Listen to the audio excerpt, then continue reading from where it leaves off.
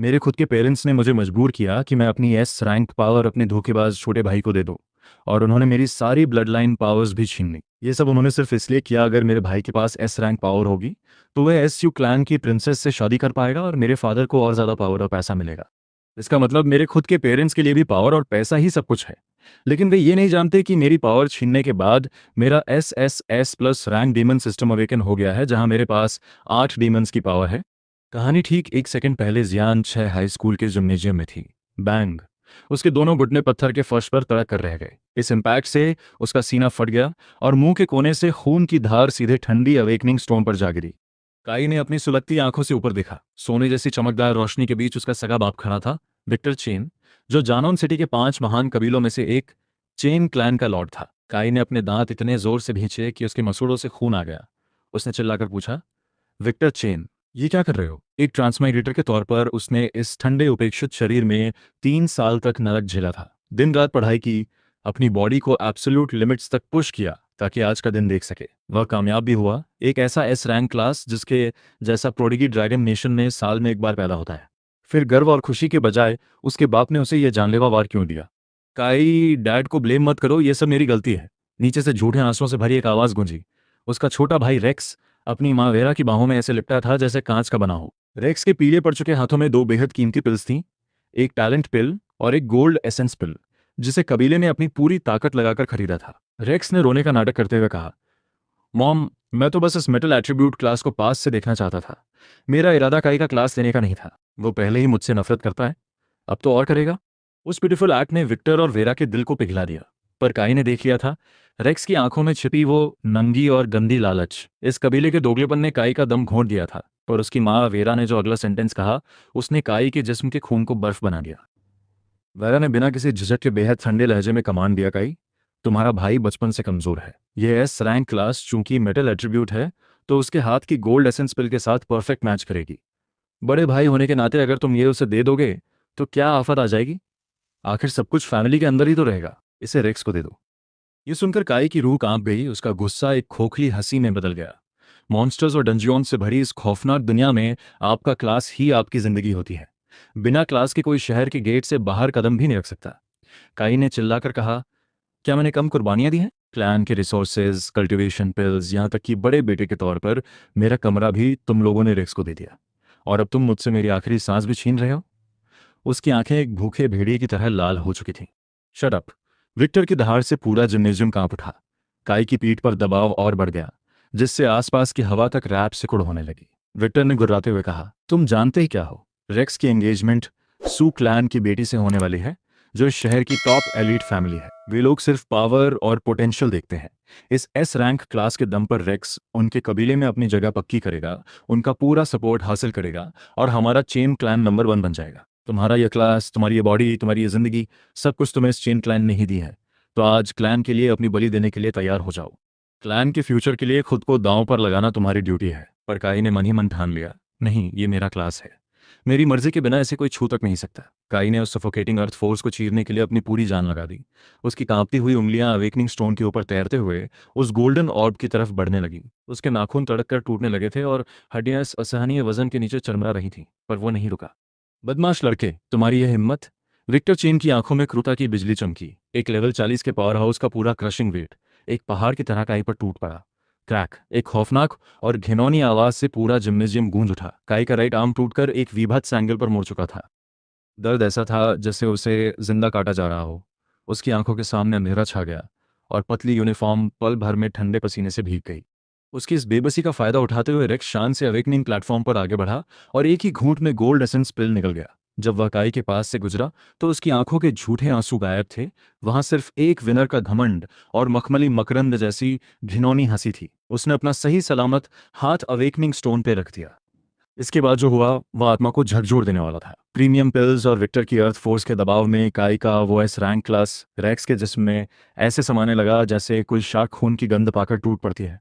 Golden light ने अपना रास्ता बदला और रेक्स के अंदर टाइटन शील्ड पूरी तरह अवेक हो गया। अपनी आंखों के सामने अपने हक की रोशनी को चोरी होते देख काई की आंखों का पागलपन और गुस्सा अचानक गायब हो गया। उसकी जगह एक ऐसी खौफनाक, ठंडी और एब्सोल्यूट साइलेंस ने ले ली जिसने खून के रिश्तों को एक मजाक बना दिया था। यह दुनिया हमेशा से कमजोरों को लिए जाने वाली रही है, सर्वाइवल ऑफ द फिटेस्ट। यहाँ सगा परिवार भी सड़ चुका था। जैसे ही उसने एक बेकार और अपाहिज की नियति को स्वीकार करते हुए अपनी आंखें बंद की, तभी दिमाग में एक गूंज उठी। Ding, demon system officially activated, system binding complete, soul compatibility 100%। Congratulations, player has ascended to the hidden one of a kind SSR rank class, Demon Sovereign। वो मैकेनिकल वॉइस किसी ठंडी सिंथेटिक ब्लेड की तरह उसके दिमाग में गूंजी, जिसने काई की आंखों के सामने के अंधेरे को चीर कर रख दिया। उसकी पुतलियां सिकुड़ गईं और उसके होंठों पर एक क्रूर अदम्य मुस्कान तैर गई। एसएसआर रैंक एक ऐसा डिवाइन टीयर जो ड्रैगन नेशन की पूरी हिस्ट्री में आज तक कभी किसी के सामने नहीं आया था। आसमान पूरी तरह अंधा नहीं हुआ था। उसने काई को नरक में इसलिए धकेला ताकि वह एक डेमन बनकर लौट सके। ओह माय गॉड, छोटे भाई ने सगे भाई का क्लास अवेकनिंग प्लेटफॉर्म पर ही चोरी कर लिया। चेन क्लैन सच में बेहद रूथलेस है। नीचे खड़े स्टूडेंट्स और टीचर्स के हलक से आखिरकार चीखें फूट पड़ी। पूरा जिम्नेजियम इस शोर से दहल उठा। शश, धीरे बोलो, क्या जान से हाथ धोना है? देखा नहीं लॉर्ड चेन खुद उसका हाथ तोड़ दिया? क्या यह पूरी तरह खत्म हो चुका है? टूटा हुआ हाथ, कोई क्लास नहीं। अब वह एक नॉर्मल लेबर से भी बदतर जिंदगी जिएगा। चारों तरफ से आ रही सहानुभूति, मजाक और छिपी हुई खुशी की आवाज़ों के बीच विक्टर चेन ने एक हिकारत भरी आवाज़ निकाली। उसने फर्श पर पड़े काई को ऐसे देखा जैसे कोई कचरे के डिब्बे को देखता है। उसने कहा, काई, मुझे इसके लिए ब्लेम मत करना। क्लैन सबसे पहले आता है। चूंकि तुम्हारे पास अब कोई क्लास नहीं है, तो चेन क्लैन के एस्टेट में एक नॉर्मल इंसान की तरह पड़े रहना। कबीला तुम्हें भूखा नहीं मरने देगा। तुम्हें शेल्टर और फूड मिलता रहेगा। काई के हलक से एक धीमी खोखली हंसी निकली जो किसी के भी रोंगटे खड़े कर दे। अपने टूटे हाथ के असहनीय दर्द को पीते हुए वह एक फौलादी संकल्प के साथ अपने पैरों पर खड़ा हुआ। उसने सोने जैसी रोशनी में नहाए उस अछूत रेक्स की तरफ आंख उठाकर भी नहीं देखा, और ना ही अपने उन पेरेंट्स को देखा जो ऐसा दिखा रहे थे जैसे कोई दान का काम कर रहे हो। उसने अपने सही लेफ्ट हैंड से मुंह का खून साफ किया। उसकी डार्क आईज अब एक मरी हुई झील की तरह शांत थीं, जिसमें परिवार के लिए कोई तड़प बाकी नहीं थी। जिस मोमेंट आपने रेक्स के लिए बिना किसी झिझक के मेरा हाथ तोड़ा, उसी पल मैं चेन क्लैन का मेंबर होना बंद हो चुका था। काई की आवाज़ धीमी थी, पर उसकी धार सीधे रूह को चीरती हुई सन्नाटे में गूंजी। विक्टर चेन, याद रखना जो आज तूने किया है, भविष्य में पछताने की हिम्मत मत करना। इस मोमेंट से मैं काई चेन क्लैन से अपने सारे रिश्ते तोड़ता हूँ। हम दोबारा कभी नहीं मिलेंगे। तुम अनग्रेटफुल कमीने, तुम जानते भी हो तुम क्या कह रहे हो? विक्टर का गुस्सा सातवें आसमान पर पहुंच गया। वह सिर से पैर तक कांपते हुए काई की तरफ उंगली उठाकर चिल्लाया, बिना चेन क्लैन के बैकिंग के तुम्हारे जैसा टूटे हाथ वाला कचरा बाहर 3 दिन भी सर्वाइव नहीं कर पाएगा। काई ने अपनी पलकें तक नहीं झपकाई। उसने इस भौंकने की आवाज़ को पूरी तरह ट्यून आउट कर दिया। इसके बजाय वह घूमकर जियान 6 हाई स्कूल के प्रिंसिपल क्रेन की तरफ बढ़ा, जो गहरे दुख और पछतावे के साथ प्लेटफॉर्म की तरफ भागे आ रहे थे। एक ऐसा सॉवरेन जो टूटना तो जानता था, पर झुकना कभी नहीं। प्लीज़ मुझे अपना final basic class transfer complete करने दीजिए। प्रिंसिपल क्रेन ने एक गहरी सांस ली। उनकी आंखें दुख और लाचारी से भरी थीं। काई, तुम अब सिर्फ आखिरी बैकअप क्लास बची है, जो इस दुनिया की सबसे कचरा और लोवेस्ट टी रैंक सॉर्सरर है। वह क्लास तुम्हें बमुश्किल जिंदा रख पाएगी। क्या तुम श्योर हो? काई ने बिना किसी झिझक के फौलादी आवाज़ में कहा, यस। वर्डी रैंक सॉर्सरर कोई मजबूरी नहीं, बल्कि दुनिया की आंखों में धूल झोंकने के लिए एक परफेक्ट डिस्गाइज था। जैसे ही एक पीली रोशनी चमकी, काई ने अपना ऑफिशियल क्लास ट्रांसफर कंप्लीट कर लिया। कबीले और स्कूल के लोग उसे हिकारत, दया और मजे लेकर देख रहे थे, पर किसी को आइडिया नहीं था कि काई के सोल स्पेस में इस ब्रह्मांड का सबसे बड़ा ट्रांसफॉर्मेशन चल रहा था। 8 विशालकाय प्राचीन डेमन्स की परछाइयां, जो दुनिया को तबाह करने वाली डेसोलेट पावर से भरी थीं, काई की आत्मा के सामने अपना सिर झुकाकर पूजनीय मुद्रा में खड़ी हो गईं। पहाड़ जैसा वजन, हवा जैसी तेजी और आग जैसी क्रूरता, इन 8 ताकतों ने काई की एक एक हड्डी और सेल को रिस्ट्रक्चर करना शुरू कर दिया। डिंग, class transfer to Demon Sovereign complete. Fire Demon is deeply moved by the player's endurance and burning rage. Fire Demon willingly grants S rank skill Inferno Blast. काई ने महसूस किया कि उसके शरीर के जो चैनल्स अब तक बिल्कुल सूख चुके थे, वे अब एक टूटे हुए बांध की तरह खौफनाक डेमन फोर्स से फ्लड हो गए थे। काई बिना पीछे मुड़े अपने टूटे हाथ को घसीटते हुए ठंडे कदमों से जिम्नेजियम के दरवाजे से बाहर निकल गया। बाहर बादलों को चीरती हुई सूरज की तेज रोशनी उसकी पतली पर अनशेकबल सिलुएट पर पड़ी। काई ने मन ही मन कहा, रेक्स, तुम्हें लगता है कि एक मामूली एस रैंक क्लास चुराकर तुम विनर बन गए? नहीं, तुमने तो एक ऐसे डेमन को आज़ाद कर दिया है जो सभी युगों में सुप्रीम है। मेरा शिकार अब शुरू हुआ है। स्कूल के रास्ते पर चलते हुए काई का टूटा हुआ दाहिना हाथ लटक रहा था, पर डीमन सॉवरेन क्लास के इन्फ्यूजन की वजह से वह जानलेवा दर्द अब धीरे धीरे हीलिंग की झंझनाहट में बदल रहा था। उसका ध्यान दिमाग में चल रहे डार्क सिस्टम इंटरफेस पर टिका था। प्लेयर काई car, class demon sovereign SSR rank, unique 2, skills inferno blast S rank, demons grass passive 2। काई का दिल यह देखकर दहल गया। ये स्टार्टिंग स्टेट्स शुरुआती आंकड़े एब्सर्डली ब्रोकन थे। एक नॉर्मल इंसान के अवेकनिंग के बाद टोटल स्टेट्स 30 के आसपास होते हैं, पर यहाँ काई का अकेले स्पिरिट स्टैट ही 45 था और टोटल सम 100 को पार कर चुका था। यह कोई डी रैंक सोर्सरर नहीं था, बल्कि इंसानी चेहरा पहने एक नवजात डेमन गॉड था। काई वहीं रुक जाओ, पीछे से एक अर्जेंट और गुस्से से भरी आवाज़ आई। काई ने अपने कदम धीमे किए और मुड़कर देखा। उसके होमरूम टीचर मिस्टर लिन हाफते हुए भागे चले आ रहे थे। काई उनका टॉप स्टूडेंट था, इसलिए उनके दिल में उसके लिए एक सॉफ्ट कॉर्नर था। मिस्टर लिन ने काई के टूटे हाथ को देखकर पैनिक में कहा, काई, तुमने सबके सामने अपनी फैमिली से नाता क्यों तोड़ा? तुम पहले ही अपनी एस रैंक क्लास खो चुके हो और अब तुम्हारे पास सिर्फ कचरा डी रैंक सॉर्सरर है। बिना चेन क्लैन के रिसोर्सेज और मेडिकल केयर के तुम्हारा यह हाथ हमेशा के लिए अपाहिज हो जाएगा। मेरी बात सुनो, वापस जाओ और माफ़ी मांग लो। अपने सच्चे और केयरिंग टीचर को देखकर काई की आंखों की बर्फ थोड़ी पिघली, पर उसकी आवाज़ में फौलाद था। मिस्टर लिन, चेन क्लैन ने मुझे जो भी खाना खिलाया है उसकी कीमत मैंने अपनी हड्डियों से चुकाई है। इस टूटे हाथ को मेरी परवरिश का आखिरी पेमेंट समझिए। अब से मैं सिर्फ अपने लिए जीऊंगा। काई ने शांति से पूछा, मिस्टर लिन, डंजन हॉल का रास्ता किस तरफ है? तुम इस हालत में डंजियन जा रहे हो? क्या तुम पागल हो गए हो? लेवल 1, एक सोर्सरर और टूटा हुआ हाथ, तुम वहां मर जाओगे। पर काई मिस्टर लिन की वार्निंग को पीछे छोड़कर सीधे स्कूल गेट से बाहर निकल गया।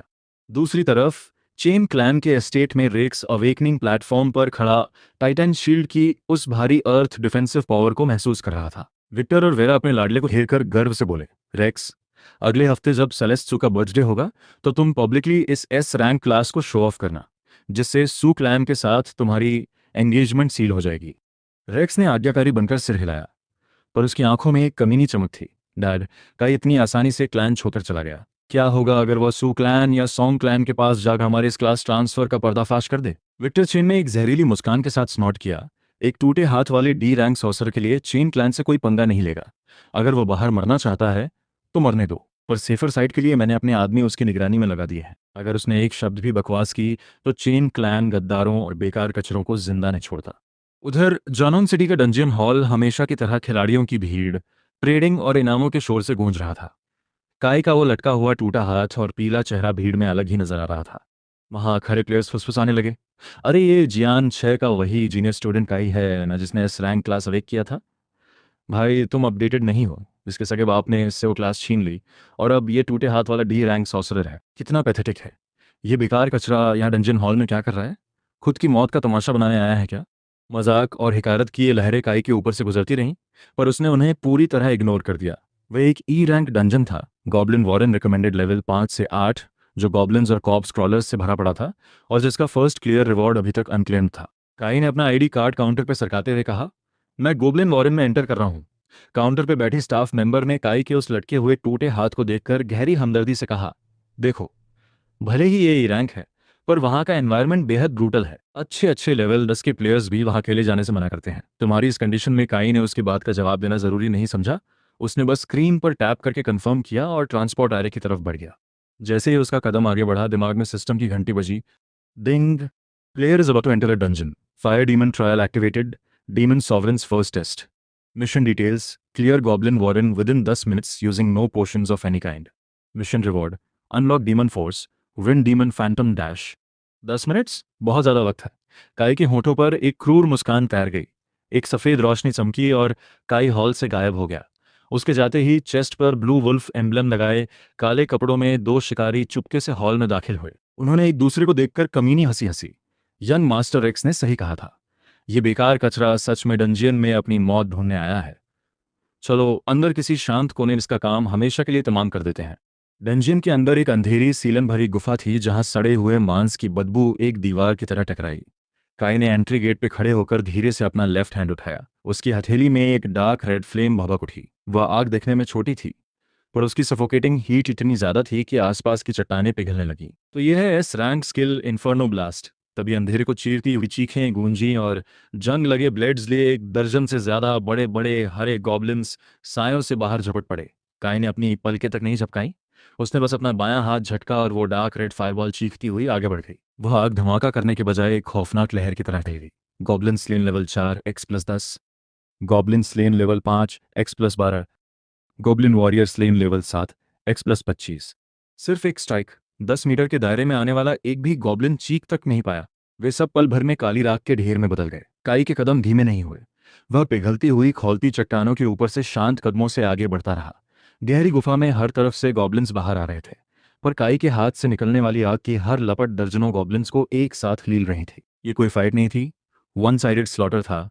नॉर्मल सोर्सरर को मंत्र पढ़ने पड़ते हैं, पर SSR rank demon sovereign class की वजह से काई के सारे स्पेल्स इंस्टेंट कास्ट और ऑटो टारगेटिंग थे।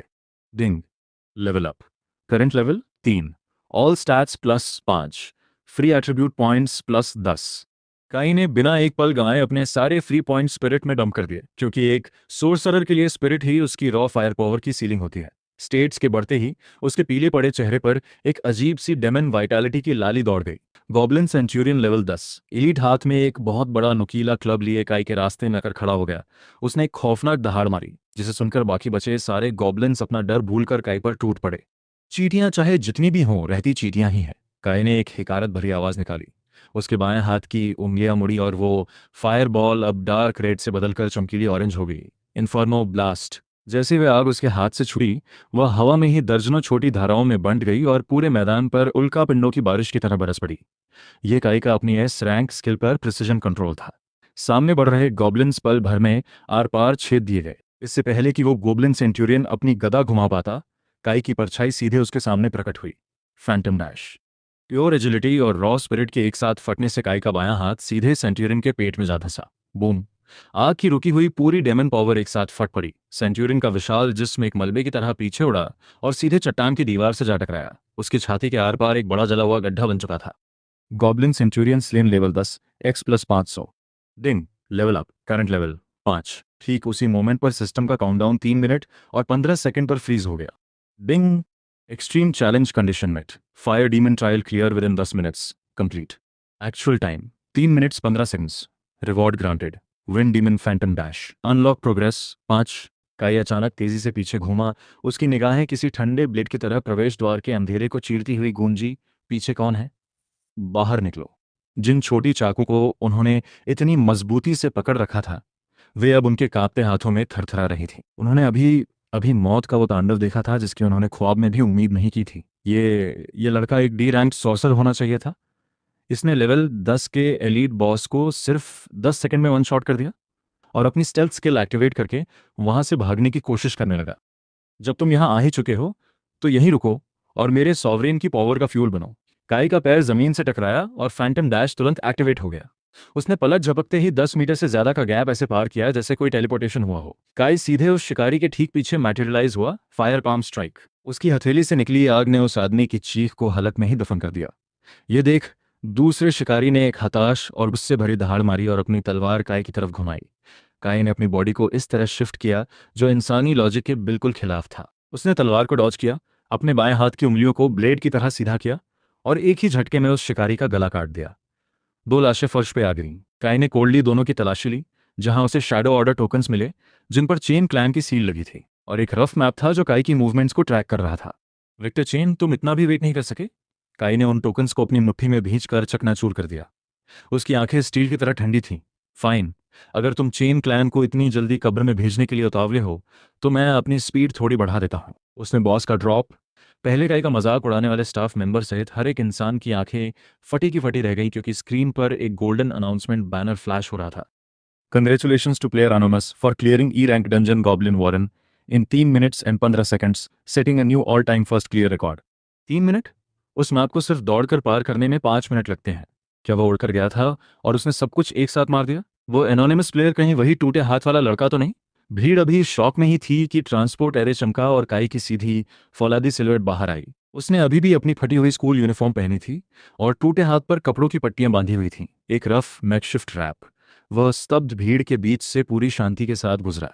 तभी एक शार्प सूट पहने मिडिल एज्ड आदमी काई के सामने आकर रुका, जिसके चेस्ट पर सॉन्ग क्लैन का एम्बलम लगा था। उसने कहा, मैं सॉन्ग क्लैन का हेड बटलर हूँ। हमारी यंग मिस्ट्रेस सारा सॉन्ग ने आपको याद किया है। उनका कहना है कि चेन क्लैन अब आपके टैलेंट के लायक नहीं है। काई वहां रखे एक आलीशान लेदर सोफा पर बैठा था, जो उस लग्जरी के बीच बिल्कुल अलग दिख रहा था। डीमन सॉवरन की पावर की वजह से उसके टूटे हाथ की सूजन कम हो चुकी थी, पर उस पर अभी भी वही पट्टियां बनी थीं। उसके चेहरे पर हार का एक कतरा भी नहीं था। उसके ठीक सामने एक यंग कंपोज्ड औरत बैठी थी।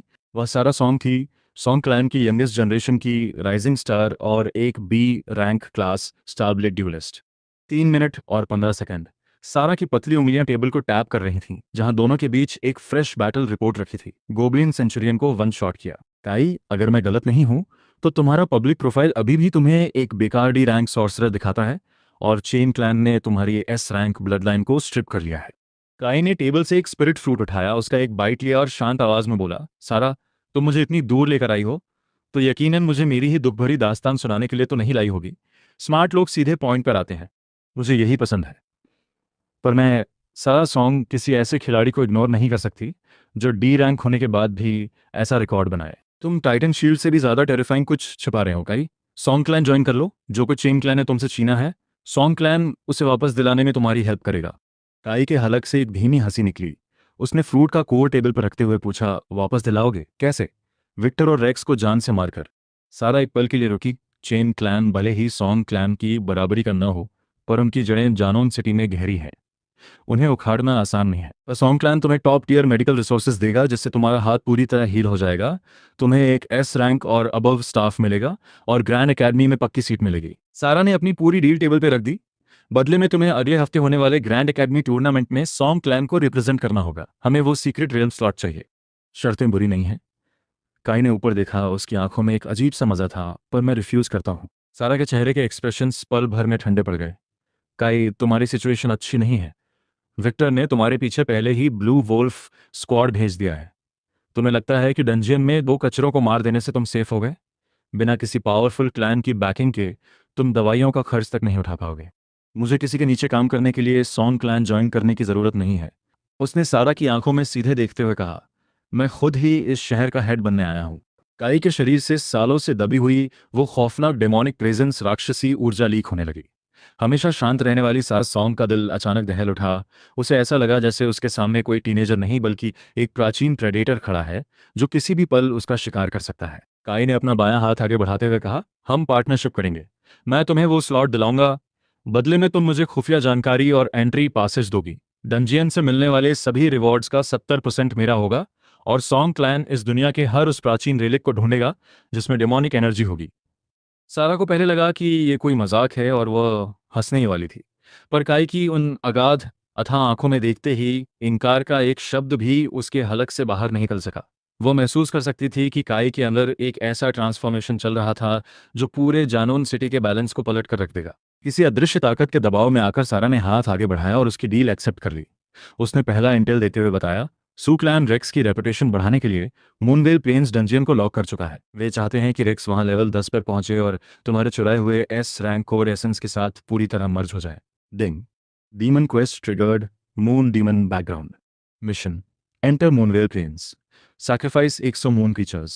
Eliminate the intruder who has stolen what was never his Rex. Reward. Unlock demon force, moon demon gravity control. Progress 3। चोर कहीं का। काई ने ठंडी स्माइल दी।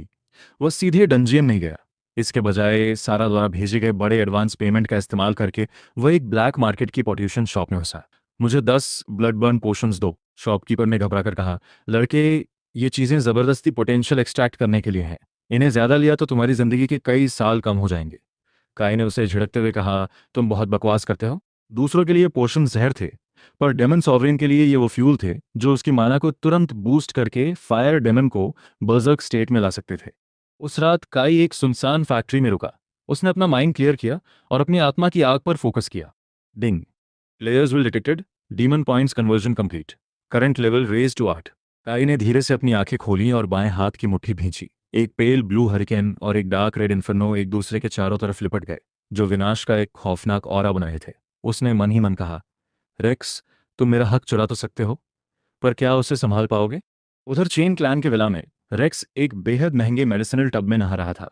उसके पूरे जिस्म में सोने की रोशनी दौड़ रही थी और उसकी पावर लेवल 10 के करीब पहुंच रही थी। उसने एक्साइटमेंट में कहा, डैड, मॉम, मैं खुद को और स्ट्रांग महसूस कर रहा हूँ। तो ऐसा होता है एक एस रैंक क्लास का एहसास। विक्टर ने उसके कंधे थपथपाए। ये तो बस शुरुआत है। कल तुम मूनवील प्लेन्स जाओगे। सू क्लैन की बेटी सेलेस्ट सू भी तुम्हारे साथ होगी। इसके बाद तुम पूरे शहर के सबसे चमकते सितारे बन जाओगे।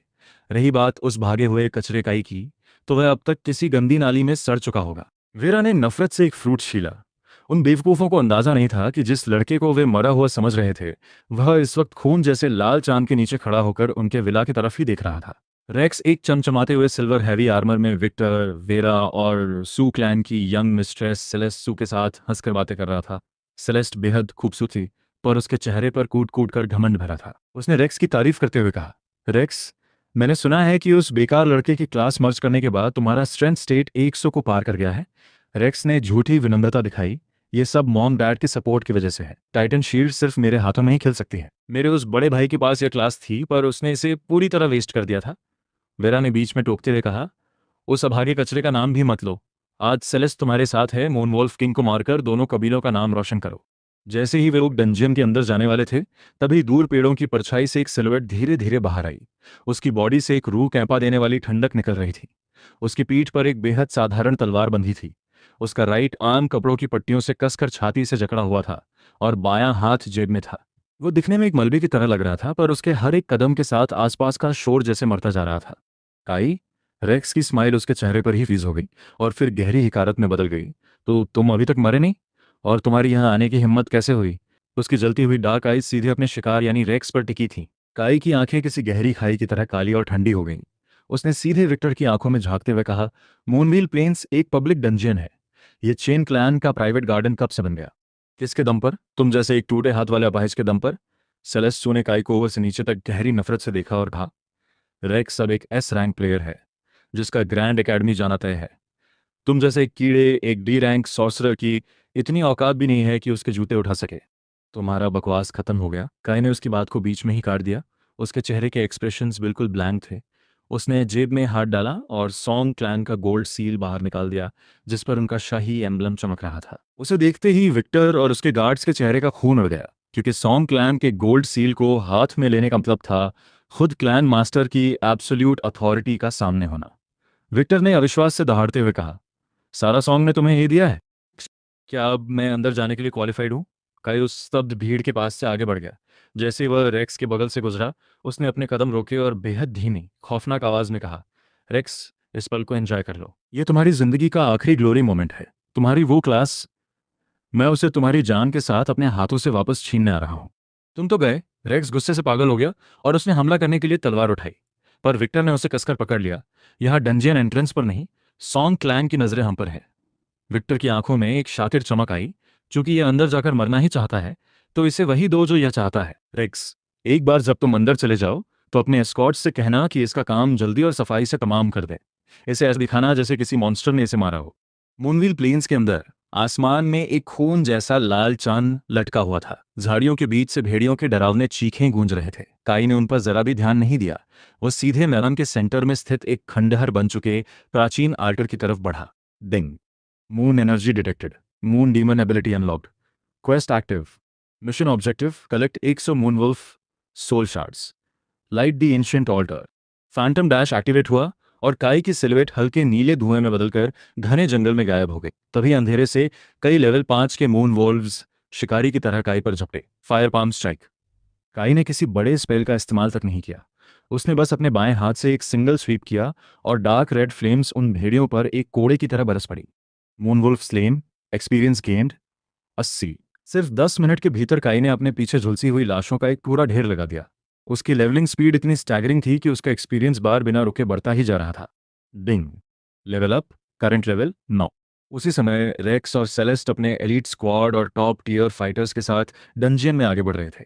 सेलेस्ट ने रास्ते में पड़े झुलसे हुए भेड़ियों की लाशों की तरफ इशारा करते हुए हैरान होकर कहा, रेक्स, देखो, यहाँ के सारे मॉन्स्टर्स जलकर राख हो चुके हैं। क्या कोई और हाई लेवल सोर्सरर इस एरिया को क्लियर कर रहा है? रेक्स के माथे पे बल पड़ गए और उसके सीने में एक अजीब सी घबराहट पैदा होने लगी।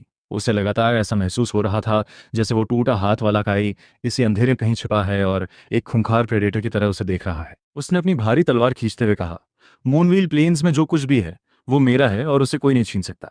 फुल स्पीड से वोल्फ किंग वैली की तरफ बढ़ो। पर रेक्स को यह नहीं पता था कि उसका हर एक कदम काई के कैलकुलेशन के मुताबिक ही बढ़ रहा था। काई आल्टर के सबसे ऊपरी हिस्से पर खड़ा होकर नीचे बढ़ रहे चेन स्क्वाड को देख रहा था। उसके हाथ में एक गहरे नीले रंग का एनर्जी ऑर्ब बन चुका था। काई ने धीरे से फुसफुसाया, ग्रेविटी इस दुनिया की सबसे खूबसूरत और खतरनाक पावर है। उसने उस नीले ऑर्ब को सीधे आल्टर के दिल में दिमागा। बूम। पूरे डंजियन की ग्रेविटी एक झटके में आउट ऑफ कंट्रोल हो गई और वोल्फ किंग वैली की तरफ से एक धरती हिला देने वाली दहाड़ गूंजी। वह लेवल 15 का खूंखार बॉस मून वुल्फ किंग था, जिसका निशाना सीधा रेक्स था। मूनव्हील प्लेन्स की गहराइयों में बदलती हुई ग्रेविटी की वजह से हवा इतनी भारी हो गई जैसे कोई सॉलिड दीवार हो। एक भारी आयरन क्लैड प्लेट आर्मर पहनने के कारण रेक्स पर इस ग्रेविटी शिफ्ट का सबसे बुरा असर पड़ा। उसका हर एक कदम जमीन के अंदर 3 इंच तक धंस रहा था और उसकी बॉडी को प्रोटेक्ट करने वाली गोल्डन शील्ड बुरी तरह कांपने लगी थी। सेलेस्ट के चेहरे का रंग उड़ गया, उसकी स्टाफ की जादुई मणि अजीब तरीके से टिमटिमाने लगी। रेक्स, यहाँ कुछ बहुत गलत है। क्या हमें पीछे हट जाना चाहिए? पीछे हटना? ये शब्द मेरी डिक्शनरी में नहीं है। रेक्स ने अपने दांत भींचे। उसने अभी अभी काई की एस रैंक क्लास ली थी। वह खुद को दुनिया का राजा समझ रहा था। अगर वह इस ई रैंक डंजियन के बॉस से डरकर भाग जाता तो उसके क्लैन के प्राइड का क्या होता? लेकिन इससे पहले कि वह कुछ और कहता, पूरे मैदान में एक ऐसी चीख गूंजी जिसने कानों के पर्दे फाड़ दिए। एक हाथी के आकार का विशाल जानवर, जिसके पूरे जिस्म पर चांदी जैसी सफ़ेद स्किन थी और आंखें ताज़े खून की तरह लाल थीं, चांदनी रात को चीरता हुआ फुल स्पीड में उनकी तरफ बढ़ रहा था। उसका हर एक लीप कूद जमीन को फाड़ रहा था और वह इतनी तेज था कि हवा में उसके सिल्वर आफ्टर इमेजेस बन रहे थे। वह लेवल 15 का बॉस मून वुल्फ किंग था। वह वह वुल्फ किंग है। वह अपनी वैली छोड़कर यहाँ कैसे आ गया? सू क्लैन के गार्ड्स डर के मारे सफ़ेद पड़ गए और रेक्स के सामने अपनी शील्ड्स उठाने लगे। डरने की क्या ज़रूरत है? अपनी पावर टेस्ट करने का ये परफेक्ट चांस है। Titan strike. रेक्स ने अपने अंदर उठ रहे डर को दबाया और सेलेस्ट के सामने अपनी मर्दानगी का दिखावा करने के लिए अपनी भारी तलवार उठाई, जिससे गोल्डन पावर ब्लास्ट हुई। लेकिन उस बेवकूफ़ को यह नहीं पता था कि ये वुल्फ किंग वहां भटकते हुए नहीं आया था, बल्कि काई ने मून डेमन की ग्रेविटी कंट्रोल का इस्तेमाल करके उसे पिन पॉइंट प्रिसिजन के साथ सीधे रेक्स की गर्दन काटने के लिए यहाँ खींचा था। इससे भी ज्यादा घातक बात यह थी कि काई ने थोड़ी देर पहले जिन मूनवॉल्स को भूना था, उनके जिस्म से निकलने वाले फायर रेजिड्यू की गंध पूरे एरिया में फैल चुकी थी। उस विशाल मूनवुल्फ किंग की आंखों में ये सोने के आर्मर में चमकते हुए लोग ही उसके पूरे झुंड के कातिल थे। यही था फायर डेमन सॉवरेन का असली और छुपा हुआ इरादा। 3 डार्क रेड स्पार्क्स चुपचाप नीचे घास में जा गिरी। Crack, boom, boom. सुक्लैन के स्क्वाड के ठीक पीछे 3 भयानक धमाके हुए, जिससे उनका पीछे हटने का रास्ता हमेशा के लिए कट गया और वॉल्फ किंग के सब्र का आखिरी बांध भी टूट गया। मून वॉल्फ किंग का विशाल शरीर एक सिल्वर कॉमेट की तरह आगे बढ़ा और सीधे रेक्स की भारी तलवार से जा टकराया। बैंग। रेक्स को ऐसा महसूस हुआ जैसे कोई टूटता हुआ पहाड़ उससे टकरा गया हो। जिस एस रैंक डिफेंस पर उसे इतना घमंड था, वो उस लेवल गैप और बॉस के गुस्से के सामने कागज की तरह बिखर गया। रेक्स के हलक से एक दर्दनाक चीख निकली और उसका पूरा शरीर कटी हुई पतंग की तरह हवा में कई मीटर पीछे जा गिरा। उसका लोहे का हेलमेट हवा में ही 2 टुकड़ों में स्प्लिट हो गया। रेक्स, सेलेस्ट सू जोर से चिल्लाई, उसे बचाओ। पूरे स्क्वाड में अफरा तफरी मच गई। आग, तलवारों की एनर्जी और भेड़िए के पंजे इंसानी गोश्त को चीर लगे। पूरा मैदान एक कत्लेआम के नरक में बदल गया। और इस भयंकर अराजकता के ठीक बीच काई ने अपनी चाल चली, फैंटम डैश। वह हवा के एक हल्के झोंके की तरह बैटलफील्ड के किनारे से गुजरा। किसी एक गार्ड की नज़र उस पर नहीं पड़ी, यहाँ तक कि वह पागल हो चुका वोल्फ किंग भी उस लड़के को अनदेखा कर गया, जिसकी प्रेजेंस अब कुदरत के साथ पूरी तरह मर्ज हो चुकी थी। काई का सिर्फ एक ही टारगेट था, गड्ढे में गिरा खून की उल्टियां करता हुआ रेक्स। काई? रेक्स ने कमजोरी से अपना सिर उठाया। उसके चेहरे पर मौत को अपने सामने देखकर खौफ की एक लहर दौड़ गई। तुम क्या कर रहे हो? मैं तुम्हारा भाई हूं। मॉम और डैड तुम्हें कभी नहीं छोड़ेंगे। काई उसके सामने घुटनों के बल बैठा। उसके बाएं हाथ ने रेक्स के गले को एक फौलादी शिकंजे में जकड़ लिया और उसकी उंगलियों के बीच सॉल डिवावरिंग डार्क रेड फ्लेम्स चमकने लगी। उसने कहा, जब तुमने मुझसे मेरी क्लास छीनी थी, जब उन्होंने मेरा हाथ तोड़ा था, क्या तब तुम्हें याद था कि मैं तुम्हारा भाई हूं? नहीं, प्लीज छोड़ दो। रेक्स को महसूस होने लगा कि उसके अंदर मौजूद वो एस रैंक कोर एसेंस अपने असली मालिक और प्रेडेटर को सामने देखकर थर थर कांप रहा था। जो मेरा है, तुम जैसे आस्तीन के सांप कभी उसके लायक नहीं थे। काई की आंखों में रहम का एक कतरा भी नहीं था। उसने अपने बाएं हाथ की पकड़ थोड़ी और टाइट की और डेमन सॉवरेन की पावर रेक्स की रगों में एक बाढ़ की तरह दौड़ गई। रेक्स की आंखें फटी की फटी रह गईं। उसके अंदर से मेटल एट्रीब्यूट की शक्तियां बेरहमी से बाहर खींची जा रही थीं। आसमान की ऊंचाइयों से सीधे एक अंधेरी खाई में गिरने की इस भयानक तकलीफ ने उसके गले से एक दिल दहला देने वाली चीख निकाल दी। रुक जाओ। अपनी तरफ आ रहे उन फाइटर्स को देखा। उसके होठों पर एक क्रूर मुस्कान आई। परफेक्ट। मैं अपने अगले लेवल से सिर्फ एक कदम दूर हूं। उसने अपना बायां हाथ पूरा खोला। उसके 5 उंगलियां फैल गईं और आसपास की हवा से फायर एलिमेंट एक ही पल में गायब हो गए। उसके सिर के ऊपर कई मीटर बड़ा एक डार्क फायरबॉल मैटेरियलाइज होने लगा। ये कोई साधारण जादू नहीं था। ये डेमन फोर्स से मिलकर बना ग्रैंड इन्फर्नो सॉवरेन्स रैथ था। चूंकि तुम सबको रेक्स की इतनी फिक्र है, तो नरक में भी साथ जाकर उसका मनोरंजन करना। काई ने हाथ नीचे गिराया। बूम। वह डार्क रेड फायरबॉल एक टूटते हुए उल्कापिंड की तरह सुक्लैन के स्क्वाड के ठीक बीच में जाकर ब्लास्ट हुआ। उस खौफनाक शॉकवेव ने आसपास के कई मीटर के पेड़ों और घास को पल भर में कोयला बना दिया। आगे बढ़ रहे गार्ड्स की चीखें उनके हलक में ही दम तोड़ गईं और वे उस डेमोनिक पावर के झटके से हवा में उड़ गए। थर्ड, सेलेस्टो जमीन पर बेहद शर्मनाक तरीके से जा गिरी। उसकी महंगी जादुई पोशाक जलकर काली हो चुकी थी। उसके खूबसूरत चेहरे पर राख और मिट्टी पुती थी और उसकी आंखों में वो खौफ था जो उसने जिंदगी में कभी महसूस नहीं किया था। ये इम्पॉसिबल है। तुम सिर्फ एक बी रैंक सॉर्सरर होने चाहिए थे। इतनी पावरफुल स्किल को एक्टिवेट करने के लिए कम से कम लेवल 30 के एक ग्रैंड सॉर्सरर की जरूरत होती है। रेक्स, मुझे बचाओ। रेक्स ने कमजोरी से सेलेस्ट की तरफ अपना हाथ बढ़ाया। उसके अंदर का आधे से ज्यादा एस रैंक कोर एसेंस का ही पहले ही छीन चुका था। उसकी वो गोल्डन पावर अब बिल्कुल धुंधली और बेजान पड़ चुकी थी। वह चंद सेकंड के भीतर कई साल बूढ़ा दिखाई रहा था। तुम्हें बचाए? काई ने एक ठंडी क्रूर हंसी हंसते हुए अपना बूट सीधे रेक्स के उस हाथ पे रखा जो अभी तक सलामत था और उसे जमीन पर बेरहमी से कुचलने लगा। पूरे मैदान में रेक्स की एक ऐसी चीख गूंजी जिसने सन्नाटे को चीर दिया। काई ने नीचे झुककर अपनी काली डार्क आंखों को रेक्स की आंखों में गड़ाते हुए कहा, जब तुमने मेरी क्लास ली थी तो मॉम और डैड ने कहा था कि यह एक बड़े भाई का फर्ज है। अब मैं अपनी चीज वापस ले रहा हूं तो इसे कहते हैं अपनी अमानत को उसके सही मालिक के पास लौटाना। काई, रुक जाओ। सु क्लैन का एक स्क्वाड कैप्टन जो एक सेकंड टियर फाइटर था अपनी भारी शील्ड लेकर दहाड़ते हुए काई की तरफ बढ़ा। ये चेन और सु क्लैन दोनों के खिलाफ खुली बगावत है। अगर तुमने रेक्स को जान से मारा तो पूरे जानोन सिटी में तुम्हारे सिर छुपाने की जगह नहीं बचेगी। काई धीरे से सीधा खड़ा हुआ। उसकी बाईं आंख के भीतर एक खौफनाक डेमन की सिलुएट साफ उभरने लगी थी। उसने ठंडे लहजे में कहा, एक बार जब मैं तुम सबको यहीं मार डालूंगा तो बाहर जाकर यह बताने वाला बचेगा ही कौन कि उन्हें किसने मारा। Ding. Detected player's killing intent has spiked. Fire Demon Resonance increased. Hidden passive triggered Demon Aura. Effect. All enemies below player's level or of weak will have all stats reduced by 20%.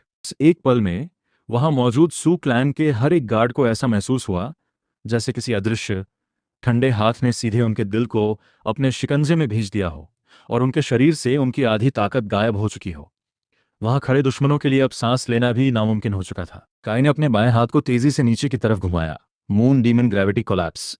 हमला करने के लिए आगे बढ़ रहा सू clan का captain ऐसा महसूस करने लगा जैसे उसकी रीढ़ की हड्डी पर अनंत वजन का कोई वज्रपात हुआ हो। उसका शरीर बेबस होकर घुटनों के बल जमीन पर जा गिरा। यहां तक कि उसके हाथ की भारी शील्ड भी उस ग्रेविटी के दबाव में टेढ़ी होकर मुड़ गई। मूनवॉल्फ किंग, अब तुम्हारी बारी है। काई ने बिना किसी इमोशन के बेहद शांत आवाज में कहा। उस पल आग की लपटों से पागल हो चुका वो मून वोल्फ किंग किसी ऐसी चीज की तलाश में था जिसे वह चीर फाड़ सके। काई की आवाज सुनते ही वह दहाड़ा और सिल्वर लाइटनिंग बनकर सीधे उस बेबस जमीन से चिपके सू क्लैन के कैप्टन पर टूट पड़ा। खून का फव्वारा छूटा। काई के डीमन ऑरा की वजह से जिस लेवल 20 के वॉरियर के स्टेट्स पहले ही 20% कम हो चुके थे, वह उस लेवल 15 के पागल बॉस के सामने एक सेकंड भी नहीं टिक सका। भेड़िए के खूंखार पंजों ने पल भर में उसका गला फाड़ दिया। अब तुम्हारी बारी है। काई घूमकर वापस रेक्स की तरफ बढ़ा। मुझसे गलती हो गई। मुझे कुछ नहीं चाहिए। अपनी क्लास वापस ले लो प्लीज। मुझे मत मारो। रेक्स का घमंड खौफ के मारे पूरी तरह टूट चुका था। उस भयानक डर के मारे उसकी पैंट के बीच एक गंदा बदबूदार दाग फैलने लगा। काई की आंखों में उस कांपते हुए कचरे को देखकर एक ऐसी घृणा जागी जिसका कोई अंत नहीं था। क्या इस भीगी बिल्ली जैसे कीड़े के लिए मेरे पेरेंट्स ने मेरा हाथ तोड़ा था? काई का बायां हाथ खुला और सीधे रेक्स के चेस्ट पर जा टिका। Fire demon devour. जैसे ही काई की डेमोनिक पावर रेक्स के जिस्म में उतरी, रेक्स के सीने से सोने जैसी चमकदार रोशनी का एक विशाल गोला जबरदस्ती बाहर खींचने लगा। वह टाइटन शील्ड का असली कोर एसेंस था, वही उम्मीद जिसे चेन कबीले ने काई का खून सुखाकर हासिल किया था। जैसे ही वह कोर रेक्स की बॉडी से अलग हुआ, उसका पूरा शरीर हिंसक रूप से कांपने लगा। उसकी आंखें उलट गईं और उसके अंदर की बची खुची लाइफ फोर्स पल भर में सूख गई। वह एक सूखी खोखली भूसी की तरह शांत होकर जमीन पर ढेर हो गया। Ding. Congratulations player. Stolen power successfully reclaimed. Demon system advancing. Titan essence obtained can be used to strengthen fire demon's defense or convert it into 5000 demon points. Level up. Current level 10. Kai ने अपने भीतर बढ़ती हुई उस असीम ताकत को महसूस किया। उसने ऊपर देखा जहां सेलेस्टू शॉक के मारे बिल्कुल सुन्न खड़ी थी। उसने कांपते हुए कहा, काई, तुमने सच में उसे मार डाला? उसने सपने में भी नहीं सोचा था कि स्कूल का वो शांत लड़का जिसे क्लैन का कचरा समझकर बाहर फेंक दिया गया था, वक्त आने पर इस कदर बेरहम और विनाशकारी बन सकता है। वापस जाओ और विक्टर और वेरा से कह दो। काई की आवाज नरक के सबसे गहरे अंधेरे से निकलती हुई महसूस हो रही थी। यह तो बस शुरुआत का ब्याज है। चेन क्लैन ने मुझसे जो कुछ भी छीना है, मैं उसका एक एक इंच वापस लूंगा, तब तक जब तक चेन क्लैन का नामो निशान इस जानोन सिटी से हमेशा के लिए मिट नहीं जाता। अब get out. Demon sovereign class की पूरी अथॉरिटी के साथ कहे गए उस एक शब्द ने सेलेस्ट के उस अमीर खानदान के घमंड की आखिरी धज्जी भी उड़ा दी। वह बचे खुचे गार्ड्स के साथ आधी रैंकती आधी दौड़ती हुई वहां से जान बचाकर भागी। काई ने उनका पीछा नहीं किया क्योंकि उसे इस चुराए हुए कोर की पावर को एब्जॉर्ब करने के लिए वक्त चाहिए था। उसने अपना सिर घुमाया जहां मून वोल्फ किंग अभी भी गुर्राते हुए उस पर हमला करने के लिए तैयार खड़ा था। काई ने मुस्कुराते हुए कहा, मैंने अभी अभी अपना शिकार करने के लिए तुम्हारे पंजों का इस्तेमाल किया था, अब तुम्हें विदा करने का वक्त आ गया है। काई का पैर जमीन से टकराया, फैंटम डैश और ग्रेविटी कंट्रोल एक साथ एक्टिवेट हुए और उसकी बॉडी एक अनप्रेडिक्टेबल ब्लर बनकर सीधे वोल्फ किंग पर झपटी। उसी रात मूनव्हील प्लेन्स डंजियन की स्क्रीन पर एक और गोल्डन अनाउंसमेंट बैनर फ्लैश हुआ। Congratulations to player anonymous for slaying level 15 boss moonwolf king, setting a new fastest clear record. Dungeon के बाहर सू और चेन क्लैन के एस्कॉर्ट्स के बीच जो हवा जमी हुई थी वह सेलेस्ट के बाहर आते ही पूरी तरह फट गई। सेलेस्ट जब अपने झुलसे हुए काले कपड़ों और कुछ जिंदा बचे गार्ड्स के साथ बाहर आई, तुम लोग इतनी जल्दी बाहर आ गए? रेक्स कहाँ है? क्या उसने लेवल अप करके वोल्फ किंग को वन शॉट कर दिया? सेलेस्ट के पैर जवाब दे गए। वह सीधे उस रेड कारपेट पर गिर पड़ी। उसके चेहरे पर आंसुओं की धार बह रही थी और उसकी आवाज कांप रही थी। मिस्टर चेन, रेक्स वो मर चुका है। बैंग। विक्टर के हाथ से सिगार छूकर जमीन पर गिर गया और उसकी चिंगारियां फैल गईं। वेरा की स्माइल उसके चेहरे पर ही जम गई जैसे उस पर बिजली गिर गई हो। उस गार्ड ने बुरी तरह थूक निकला। उसकी आंखों में सिर्फ साक्षात मौत का खौफ था। वो काई था, वही काई जिसे आपने कबीले से बाहर फेंका था। उसने हमारे एक एक आदमी को चुन चुन कर मार डाला और फिर सबके सामने उसने रेक्स के सीने को चीरकर एस रैंक कोर एसेंस को बाहर निकाल लिया। कोर एसेंस को शरीर से बाहर खींचना अपने आप में मौत से बदतर सजा थी। पर वो डी रैंक सॉर्सरर, वो बेकार कचरा, उसके पास इतनी पावर कहाँ से आई कि वह टॉप क्लास इक्विपमेंट से लैस रेक्स को मार सके? कहाँ है वह? कहाँ है वो कमीना? सेलेस्ट ने रोते हुए डंजियन एंट्रेंस की तरफ इशारा किया। वह अभी भी अंदर है, वह वोल्फ किंग को मारने गया था। विक्टर जैसे ही डंजियन के अंदर भागने लगा तभी सू क्लैन के एक्टिंग कैप्टन ने उसे पीछे से कसकर पकड़ लिया। लॉर्ड चेन, शांत हो जाइए। डंजियन का अनाउंसमेंट आ चुका है। उसने वोल्फ किंग को मार दिया है और वह अब तक किसी दूसरे एग्जिट से बाहर निकल चुका होगा और उसके पास सॉन्ग क्लैन का गोल्ड सील है। अगर आप उस पर हमला करेंगे तो सॉन्ग क्लैन को क्या जवाब देंगे? उसने जहरीले सांप की तरह बेहद ठंडी और सपाट आवाज में आदेश दिया, मेरे ऑर्डर्स पास करो। चेन क्लैन के हर एक कोर्ट कॉन्टैक्ट को एक्टिवेट करो और काई के सिर पर 10 मिलियन नहीं, पूरे 50 मिलियन का बाउंटी रख दो।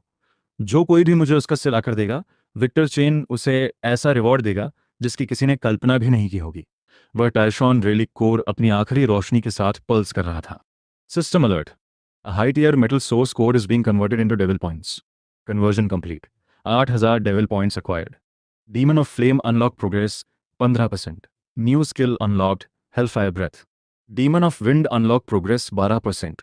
Passive unlocked, wind spirit moonstep movement speed increased by 3% in combat. जैसे ही वह असीम एनर्जी काई के शरीर के भीतर बाढ़ की तरह दौड़ी, उसके पूरी तरह चकनाचूर हो चुके दाहिने हाथ की हड्डियों से तड़कने और जुड़ने की तेज आवाजें आने लगी। एक पल बाद उसने अपने हाथ की पट्टियां फाड़कर फेंक दी। उसका वो कुचला हुआ हाथ अब पूरी तरह रिस्टोर हो चुका था और उसकी स्किन एक बेदाग जेट पत्थर की तरह चमक रही थी। यह उस होली सॉवरेन का अपने ही जिस्म को दिया गया अल्टीमेट गिफ्ट था। काई अपने पैरों पर खड़ा हुआ, उसने अपने दाहिने मुक्के को हवा में एक धीमा और सहज स्विंग दिया और हवा को चीरती हुई एक गहरी सोनिक बूम गूंज उठी। लेवल 10 ग्रेट अवेकनिंग की इस दुनिया में लेवल 10 एक बहुत बड़ा टर्निंग पॉइंट होता है क्योंकि इसके बाद ही हर अवेकन प्लेयर अपनी पहली क्लास असेंशन कर सकता है और स्काई स्पायर में एंटर करने का हक पाता है, जो सेलेस्टियल बैटलफील्ड का एकमात्र रास्ता है। उसने खिड़की को बाहर की तरफ धकेला जहां दूर अंधेरे में चेन कबीले की आलीशान हवेली लाइटों से जगमगा रही थी, जो उनके तथाकथित जीनियस के पतन के कारण भारी अराजकता में डूबी हुई थी। काई ने ठंडी मुस्कान के साथ कहा, यह तो मेरे बदले की सिर्फ एक ओपनिंग मूव है। टिंग। Main quest triggered, conquer the Sky Spire. Quest reward, unlock the third demon, Demon of Earth, the Earth Lord, supreme command over the ultimate defense of the Earth. काई की आंखें सिकुड़ गईं। Demon of Earth, वही अर्थ type defence जो chain clan का सबसे बड़ा गौरव और उनका कीमती टाइशॉन रेलिक था। लेकिन उस अर्थ लॉर्ड की असली ताकत के सामने चेन क्लैन के लोग मिट्टी में खेलने वाले छोटे बच्चों के सिवा कुछ नहीं थे। काई की नजरें और पैनी हो गईं। विक्टर, तुम्हें हमेशा लगता था कि तुम्हारी अर्थ टाइप डिफेंस अनबीटेबल है, तो फिर मैं तुम्हारे उसी प्राइड को तुम्हारे चहेते डोमेन के अंदर ही पैरों तले कुचल दूंगा। उसने अपनी ब्लैक हुड को ऊपर खींचा, उसकी सिलुएट हवा में एक बार फ्लिकर हुई और वो अंधेरे में गायब हो गया। उसका अगला टारगेट था साउथ रिवर सिटी का स्काई स्पायर। स्काई स्पायर एक 100 मंजिला गगनचुंबी टावर था जो पूरी तरह से काले ऑब्सीडियन पत्थर से बना था और बादलों को चीरता हुआ खड़ा था, जिसके चारों तरफ एकदम घोटने वाला ऑप्रेसिव ऑरा फैला हुआ था। टावर की हर एक मंजिल अपने आप में एक सील्ड वर्ल्ड थी जो खूंखार मॉन्स्टर्स से भरी पड़ी थी, और वहाँ की स्पिरिट एनर्जी बाहर की दुनिया से कहीं ज़्यादा डेंस थी। काई उस टावर के बेस पर खड़ा था। उसकी ब्लैक हुड ने उसके चेहरे के बड़े हिस्से को छुपा रखा था। टावर के बाहर टॉप हाई स्कूलों के बेहतरीन स्टूडेंट्स की भारी भीड़ जमा थी, जो आपस में गॉसिप कर रहे थे। अरे देखो, वो सेकंड हाई का जियाओ चान है। अफवाह है कि उसने स्काई स्पायर की चौथी मंजिल को पहले ही क्लियर कर लिया है। रजिस्ट्रार ने बिना सिर उठाए रूखे लहजे में पूछा। काई, लेवल 10 सोर्सरर। काई के ये शब्द जैसे ही हवा में गूंजे, वहां मौजूद पूरी भीड़ के बीच साक्षात सन्नाटा पसर गया। काई, वही क्लैन का कचरा जिसे चेन कबीले ने लात मारकर बाहर निकाल दिया था? Level 10 sorcerer? क्या मैंने सही सुना? उसने तो अभी 2 दिन पहले अवेकन किया था ना। इस तरह की लेवलिंग स्पीड पक्का वह किसी हाई लेवल प्लेयर के पीछे छिपकर एक्सपीरियंस पॉइंट्स ईएक्सपी लीच कर रहा होगा। लेकिन स्काई स्पायर में तुम किसी की मदद नहीं ले सकते। ये जगह सिर्फ सोलो रन या सेम टीयर टीमों को अलाउ करती है। एक डी रैंक सोर्सरर इस टावर को फतह करने चला है। पहली ही मंजिल पर एक मामूली स्लाइम इसकी पसलियां तोड़कर हाथ में दे देगा। काई ने उनकी इस हंसी और नफरत भरे कमेंट्स की तरफ आंख उठाकर भी नहीं देखा। उसने अपना एंट्री पास लिया और उन हकारत भरी निगाहों के बीच ब्लैक पोर्टल के अंदर कदम रख दिया। स्काईस्पायर फ्लोर 1, द क्रिम्सन बैडलैंड्स। चारों तरफ एक अंतहीन लाल बंजर जमीन फैली हुई थी, और वहां की हवा वायलेंट एलिमेंटल एनर्जी से क्रैकल कर रही थी। जैसे ही काई के पैर उस बंजर जमीन से छुए, उसके ठीक नीचे धरती फट गई। एक सांड के आकार का विशाल जानवर, जिसका पूरा शरीर सिर से लेकर पूंछ तक पत्थरों की मोटी आर्मर्ड प्लेटिंग से ढका हुआ था, एक भयानक दहाड़ के साथ काई की तरफ चार्ज करते हुए भागा। वह लेवल 11 का एक एलीट मॉन्स्टर था, जिसका डिफेंस बेहद खतरनाक था। किसी भी आम सोर्सरर के लिए उसका सामना करना एक नाइटमेयर जैसा था। एक अर्थ टाइप मॉन्स्टर। उसने बिना कोई मंत्र पढ़े, बिना एक शब्द बोले, अपने बाएं पैर को जमीन पर सिर्फ एक बार हल्के से टैप किया। बूम! उस सांड जैसे दिखने वाले पत्थर के जानवर के नीचे की मजबूत जमीन पल भर में लिक्विफाई होकर दलदल के गहरे पूल में बदल गई, और फिर वह रेत इतनी तेजी से जमी कि उसने एक विशालकाय पत्थर के हाथ का रूप ले लिया, जिसने उस मॉन्स्टर के चारों पैरों को बेरहमी से जकड़ लिया। काई ने अपना बायां हाथ ऊपर उठाया और उसकी हथेली से सीधे हेलफायर ब्रेथ का एक खौफनाक ब्लास्ट निकला।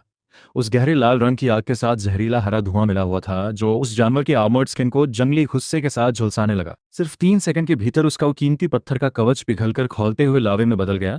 वह जानवर ठीक से चीख भी नहीं पाया और राख के एक ढेर में तब्दील हो गया। किल, स्टोन आर्मर 20 लेवल 11। काई ने अपने एक्सपीरियंस बार को देखा और उसकी आंखें ठंडी हो गईं। वह यहाँ एक एक मंजिल रेंगते हुए ग्राइंड करने नहीं आया था, बल्कि वह इस टावर के टॉप पर पहुंचने के लिए हर बाधा को कुचलने आया था। उसने खुद को रोकना बंद कर दिया। फायर डेमन का जंगली गुस्सा और विंड डेमन की बिजली जैसी फुर्ती, दोनों को उसने पूरी ताकत से अनलीश कर दिया। इसके बाद स्काई स्पायर की पहली 3 मंजिलों पर साक्षात मौत का तांडव शुरू हो गया। जिन मंजिलों को पार करने के लिए आम अवेकन प्लेयर्स को बेहद फूक फूक कर कदम रखना पड़ता था, वे काई के सामने गीले कागज की तरह ढह गईं। Sky spire floor 1 cleared, time 1 minute 42 seconds. Sky spire floor 2 cleared, time 2 minutes 15 seconds. Sky spire floor 3 cleared, time 3 minutes 1 second. Sky spire के बाहर लगा हुआ वो विशालकाय क्रिस्टल डिस्प्ले बोर्ड अचानक पूरी तरह से हाईवायर हो गया, क्योंकि टावर की रैंकिंग्स इतनी तेजी से स्पाइक कर रही थीं जिसकी किसी को उम्मीद नहीं थी। जैसे ही काई ने वहां कदम रखा, अंधेरे में एक साथ सैकड़ों खून जैसी लाल आंखें चमक उठीं। परफेक्ट! काई ने अपने होठों को जीभ से चाटा। उसने अपने उस दाहिने हाथ को, जो पूरी तरह ठीक हो चुका था, पूरी ताकत से जमीन में दे मारा। वह हाथ टाइशॉन रेलिक कोर को निगलने से मिली उस म्यूटेटेड गोल्डन ग्लो के साथ पल्स करने लगा। Sovereign secret art, world burning inferno. Boom!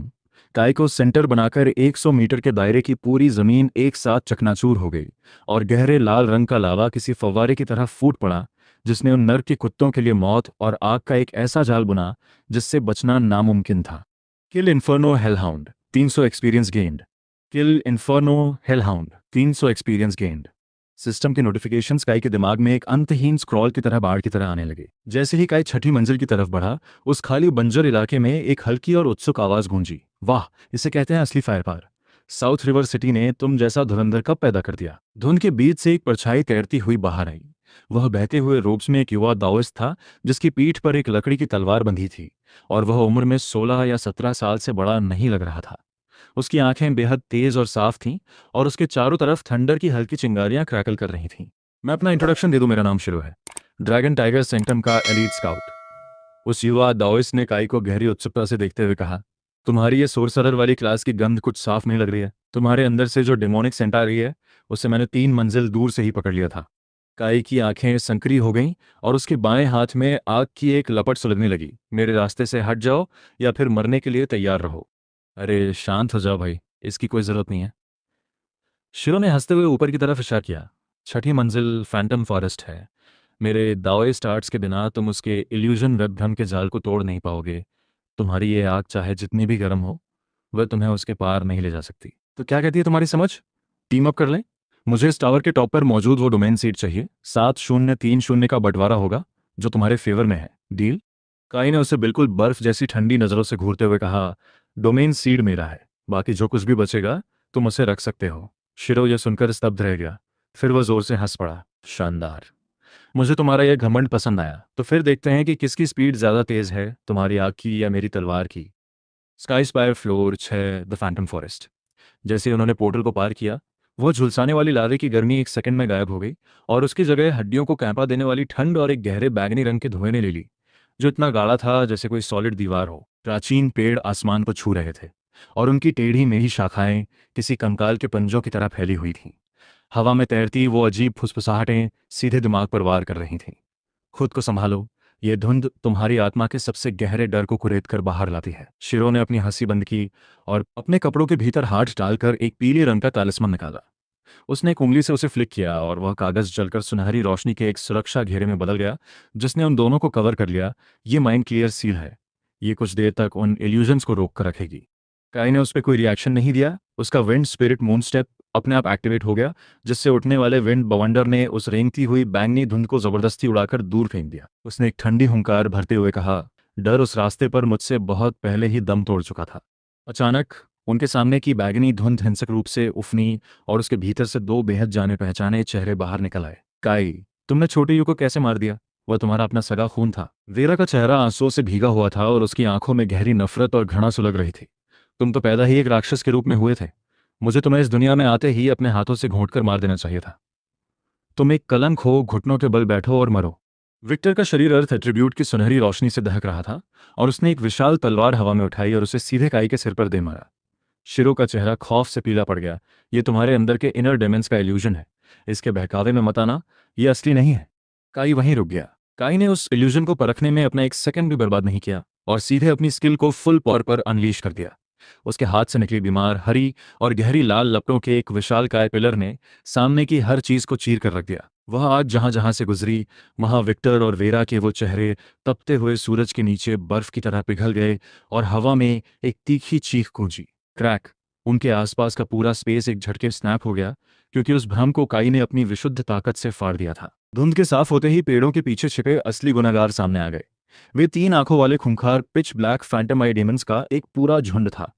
Level up. Current level 13। तुम्हारी ये आग कुछ भी हो सकती है, पर यह कोई साधारण जादू नहीं है। शिरो ने आगे बढ़ते हुए काई की पीठ को देखा और उसकी नजरें बेहद गंभीर हो गईं, क्योंकि उन लपटों के पीछे तबाही मचाने की एक ऐसी विशुद्ध और क्रूर इच्छा छुपी थी जो इस इंसानी दुनिया की तो बिल्कुल नहीं लगती थी। जो चीज जान ले सकती है वह हमेशा अच्छी होती है। काई ने पीछे मुड़कर शिरो को अपनी बर्फ जैसी ठंडी नजरों से घूरते हुए कहा, तुम्हारी तलवार अभी तक म्यान से बाहर नहीं निकली है। शिरो मुस्कुराया और उसने एक ही रिवर्स स्वीप में अपनी लकड़ी की तलवार बाहर खींच ली। चूंकि तुम इतनी तेज रफ्तार से आगे बढ़ रहे हो, तो मैं भी खुद को नहीं रोकूंगा। 7वीं मंजिल के वॉरियर टाइप मॉन्स्टर्स के पास फायर डैमेज से बचने की लगभग पूरी इम्यूनिटी है, तो इन्हें मुझ पर छोड़ दो। इसके बाद वे दोनों एक बेहद खतरनाक और तेज रफ्तार से आगे बढ़े। शिरो के दाओइस्ट आर्ट्स बिना किसी पैटर्न के लगातार बदल रहे थे, जो पूरी तरह से अनप्रेडिक्टेबल और क्रूर थे। डिफेंस के लिए गोल्डन वॉर्ड और रास्ता साफ करने के लिए 5 थंडर कैनन का इस्तेमाल करते हुए वह किसी तरह काई की रफ्तार के साथ तालमेल बिठाने में कामयाब रहा।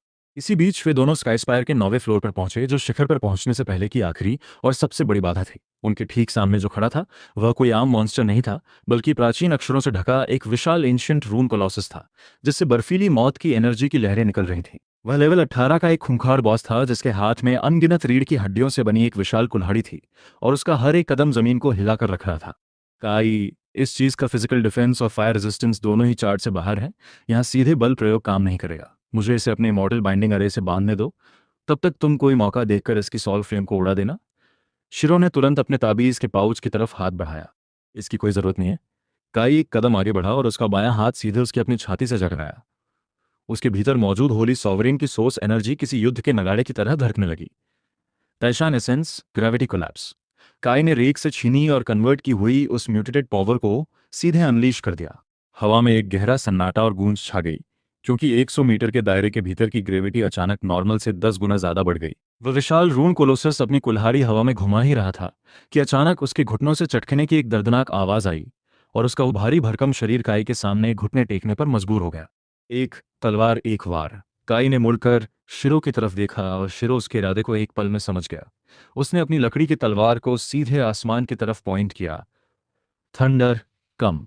एक बड़े बैरल जितनी मोटी बिजली की कड़क उस ग्रेविटी फील्ड को चीरती हुई सीधे नीचे आई और उस कोलोसस की खोपड़ी के ठीक बीचों बीच जाकर ब्लास्ट हो गई। Kill. Ancient rune colossus level 18, 5000 experience points gained. Ding. Ascension conditions met. Demon of Flame unlock progress rises to 20%. New skill acquired, Devil's Domain within the domain. The player's all stats increase by 50% and all enemies fall into a state of terror. काई ने अपने भीतर की ताकत को एक और महाबदलाव से गुजरते हुए महसूस किया। उसने 10वीं मंजिल की तरफ जाने वाली सीढ़ियों को देखा। मास्टर ऑफ द डोमेन, वह टाइटल पहले से ही मेरा है। वह भारी कदमों से सीढ़ियों पर चढ़ने लगा। उसके पीछे शिरो ने अपनी तलवार को वापस म्यान में रखते हुए धीरे से बड़बड़ाया, यह कोई सोरसरर नहीं है, यह इंसानी खाल में चलता फिरता साक्षात राक्षस है। आखिर चेन क्लैन ने इस दुनिया पर किस तरह के मॉन्स्टर को खुला छोड़ दिया है? Sky spire floor 10। यहाँ कोई मॉन्स्टर्स नहीं थे, बल्कि चारों तरफ तारों से भरे आसमान का एक अंतहीन खाली वैक्यूम फैला हुआ था और उसके ठीक सेंटर में सफेद रोशनी का एक ग्लोब किसी दिल की धड़कन की तरह पल्स कर रहा था। वही था असली डोमेन सीट। लेकिन जैसे ही काई ने आखिरी सीढ़ी पर कदम रखा, वहां एक शख्स पहले से ही उनका इंतजार कर रहा था। उस आदमी ने गहरे बैगनी रंग का एक टॉप क्वालिटी कॉम्बैट सूट पहन रखा था। उसके लंबे बाल उसके कंधों पर बिखरे थे और उसकी उंगलियां एक गहरे ट्रांसलूसेंट बैगनी रंग के जेम को कैजुअली घुमा रही थीं। उसका ऑरा पूरी तरह से छुपा हुआ था, फिर भी उसका दबाव काई पर किसी गहरी खाई के किनारे खड़े होने जैसा महसूस हो रहा था। साउथ रिवर फर्स्ट हाई का मंगलान जेफर मंग। शिरो ने आगे झुककर काई के कान में फुसफुसाया और उसकी आवाज इस बार इतनी गंभीर थी जितनी पहले कभी नहीं सुनी गई थी। Level 20 top tier class thunderlord. उसने सिर्फ इस डोमेन सीट को हासिल करने के लिए पूरे 1 साल तक अपनी रैंक को रोक कर रखा था। अपने लेवल पर वह अपनी ही श्रेणी के किसी भी प्लेयर को एक झटके में साफ कर सकता है। जेफिर ने अपना सिर उठाया। उसकी आंखों के भीतर बिजली की चिंगारियां तैर रही थीं। उसने उन दोनों पर एक ठंडी नजर डाली और उसकी निगाहें काई पर जाकर टिक गईं। एनोनिमस, यहाँ तक का सफर तय करना वाकई काबिल तारीफ है। तुम्हारे पास कुछ स्किल्स हैं, मैं इस बात को मानता हूँ, लेकिन ये डोमेन सीड एक ऐसी डिवाइन आर्टिफैक्ट है जिससे तुम खुद की प्राइवेट टेरिटरी बना सकते हो, और ये कोई ऐसी चीज नहीं है जिससे तुम जैसा कोई ऐरा गैरा कचरा छू भी सके। इस प्लेटफॉर्म पर जो पहले वार करेगा वही जीतेगा। काई की आवाज बिल्कुल बर्फ की तरह जम चुकी थी। उसका दाहिना हाथ धीरे से खुला और उसकी उंगलियों के पोरों पर बीमार हरी हेलफायर नाचने लगी। पूरा स्टारस्केप अंधा कर देने वाली बिजली की कड़क से भर गया। हजारों बिजलियां हवा में झपट्टा मारने वाले बाज और पक्षियों के आकार में बदल गईं, जो एक बहरा कर देने वाली चीख के साथ काई के ऊपर किसी खौफनाक तूफान की तरह बरसने लगी। Golden ward rise. शिरो ने घबराकर अपनी पूरी ताकत से चिल्लाते हुए अपना सबसे मजबूत सुरक्षा घेरा एक्टिवेट करना चाहा। शिरो का पूरा शरीर सोने जैसी चमकदार रोशनी से दहल उठा। वह काई के लिए बिजली की उस पहली लहर को खुद पर एब्जॉर्ब कर रहा था। लेकिन वह थंडर प्रिज्म की बिजली इतनी बेरहम और ताकतवर थी कि शिरो का वह सबसे मजबूत सुरक्षा घेरा गोल्डन वार्ड बिखरने लगा और उस पर मकड़ी के जाले की तरह दरारें आ गई। उसने चिल्लाते हुए कहा, काई, लेवल का यह गैप बहुत भयानक है। मैं इसे अब ज्यादा देर तक नहीं रोक सकता। बस इतना ही काफी है। काई के पैर जमीन पर पूरी ताकत से पड़े और उसका फैंटम गेल अपनी एब्सोल्यूट लिमिट पर जाकर ब्लास्ट हुआ, जिससे उसकी परछाई उस बिजली के तूफान के बीच अनगिनत आफ्टर इमेजेस में टूट गई। Gravity reversal. काई ने अपने बाएं हाथ को हवा में साइड की तरफ झटका और वे सारी बिजलियां जो नीचे की तरफ तबाही मचाने आ रही थीं, वे उस ग्रेविटी फील्ड के चंगुल में फंसकर हवा में एक बेहद खतरनाक घुमावदार कर्व बनाते हुए सीधे जेफिर मंग की तरफ वापस मुड़ गईं। क्या? जेफिर की आंखों की पुतलियां खौफ के मारे सिकुड़ गईं। एक थंडर लॉर्ड होने के नाते वह बिजली पर राज करता था, लेकिन फिजिक्स के लॉ, भौतिकी के नियमों को इस कदर मरोड़ देने वाले इस ग्रेविटी रिवर्सल ने उसे पूरी तरह से अनप्रिपेयर्ड कर दिया था। सॉवरेन्स डोमेन ओपन। काई की आवाज पाताल की गहराइयों से गूंजी। उसके शरीर से गहरे लाल रंग की रोशनी का एक विशाल छल्ला निकला जो चारों तरफ फैल गया। उस डोमेन के भीतर कदम रखते ही वे सारे हिंसक थंडर एलिमेंट्स एक सेकंड में पूरी तरह शांत हो गए और उनकी जगह एक ऐसी डेमोनिक प्रेशर ने ले ली जिससे आत्मा तक कांप उठे। दिन। Intense hostile intent detected. Demon of flame, second tier trait activated. Hellfire breath purified. Devil flame tide. Kai ने अब खुद को रोकना पूरी तरह बंद कर दिया। उसके दाहिने हाथ ने, जो देवरिंग लिम्ब बन चुका था, रेक से चुराई हुई टाइशॉन रेक की गोल्डन पावर और उसके बाएं हाथ की डेमोनिक आग को जबरदस्ती मिलाकर एक कर दिया। मेरे आसमान से दफा हो जाओ। काई एक भयंकर हुंकार के साथ आसमान की तरफ ऊपर उछला। उसका दाहिना हाथ एक खूंखार पंजे के आकार में बदल गया, जिसकी उंगलियों के पोर आसपास की सारी रोशनी को सोख रहे थे, और उसमें एक ऐसी विनाशकारी ताकत छिपी थी जो अपने रास्ते में आने वाली हर चीज को समतल कर दे। वह सीधे जेफिर मैन की तरफ बढ़ा। Thunder God's armour. जेफिर अपनी मौत को सामने देखकर पागलों की तरह चीखा और उसके पूरे जिस्म पर बिजली की मोटी आर्मर्ड प्लेटिंग जम गई। लेकिन काई के उस खौफनाक पंजे ने उस थंडर गॉड आर्मर को किसी पतले कागज की तरह बीच से फाड़ दिया और उसका सीधा प्रहार जेफिर के चेस्ट पर जाकर लगा। बूम! हवा में बिजली का एक महाविस्फोट हुआ और जेफिर मांग एक टूटी हुई पतंग की तरह उड़ता हुआ सीधे उस 10वीं मंजिल के किनारे से बाहर जा गिरा और नीचे फैले उस अनंत और गहरे धुंध के समंदर में विलीन हो गया। Ding! Defeated level 20 elite awakened. 8000 experience points gained. Level up. Current level 14। पूरी मंजिल पर एक साक्षात मौत का सन्नाटा पसर गया। शिरो का जबड़ा खुला का खुला रह गया और उसके हाथ से उसकी वो लकड़ी की तलवार कब छूटकर जमीन पर गिर गई, उसे खुद भी पता नहीं चला। पूरे 6 लेवल का गैप होने के बावजूद उस लड़के ने एक थंडरलॉर्ड के सबसे मजबूत आर्मर को चीर कर रख दिया था।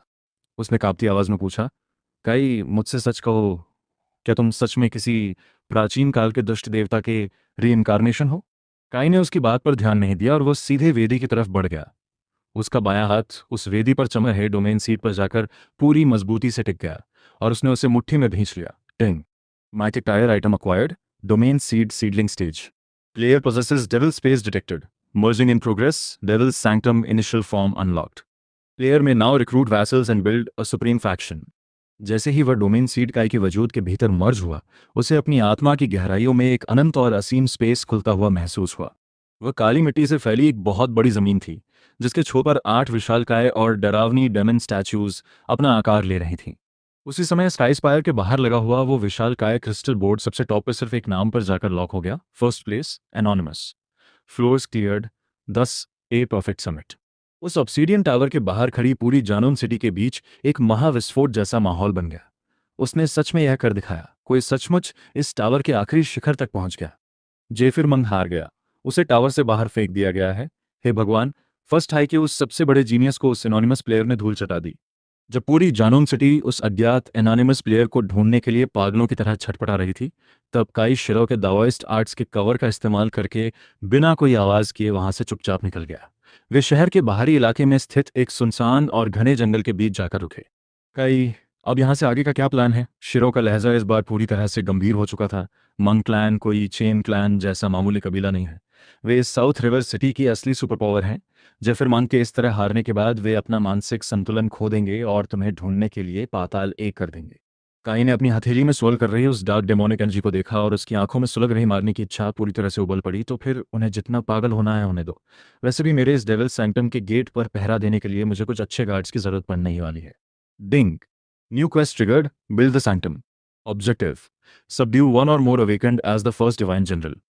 काई, ये जिस पावर की तुम बात कर रहे हो, तुम्हारा इरादा मुझे किसी बलि के बकरे की तरह इस्तेमाल करने का तो नहीं है ना? शिरो ने माहौल को हल्का करने के लिए एक सूखी और बनावटी हंसी हंसने की कोशिश की, लेकिन उसके हाथ ने अपनी उस लकड़ी की तलवार को और ज्यादा मजबूती से जकड़ लिया। काई ने उसकी इस बात का कोई जवाब नहीं दिया।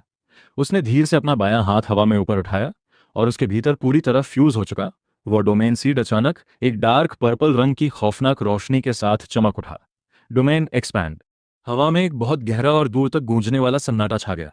उनके नीचे की जमीन टूटी नहीं, लेकिन शिरो को ऐसा महसूस हुआ जैसे स्पेस का एक बहुत बड़ा हिस्सा विकृत होकर उन दोनों को एक झटके में पूरी तरह निगल गया हो। वह हरा भरा जंगल पल भर में गायब हो चुका था और उसकी जगह काले रंग की बंजर मिट्टी का एक अनंत और खामोश समंदर फैला हुआ था। क्षितिज के उस पार देखने पर वह पुराना जंगल कहीं नहीं था, बल्कि दूर दूर तक सिर्फ वही सूखी, काली और डरावनी धरती फैली हुई थी।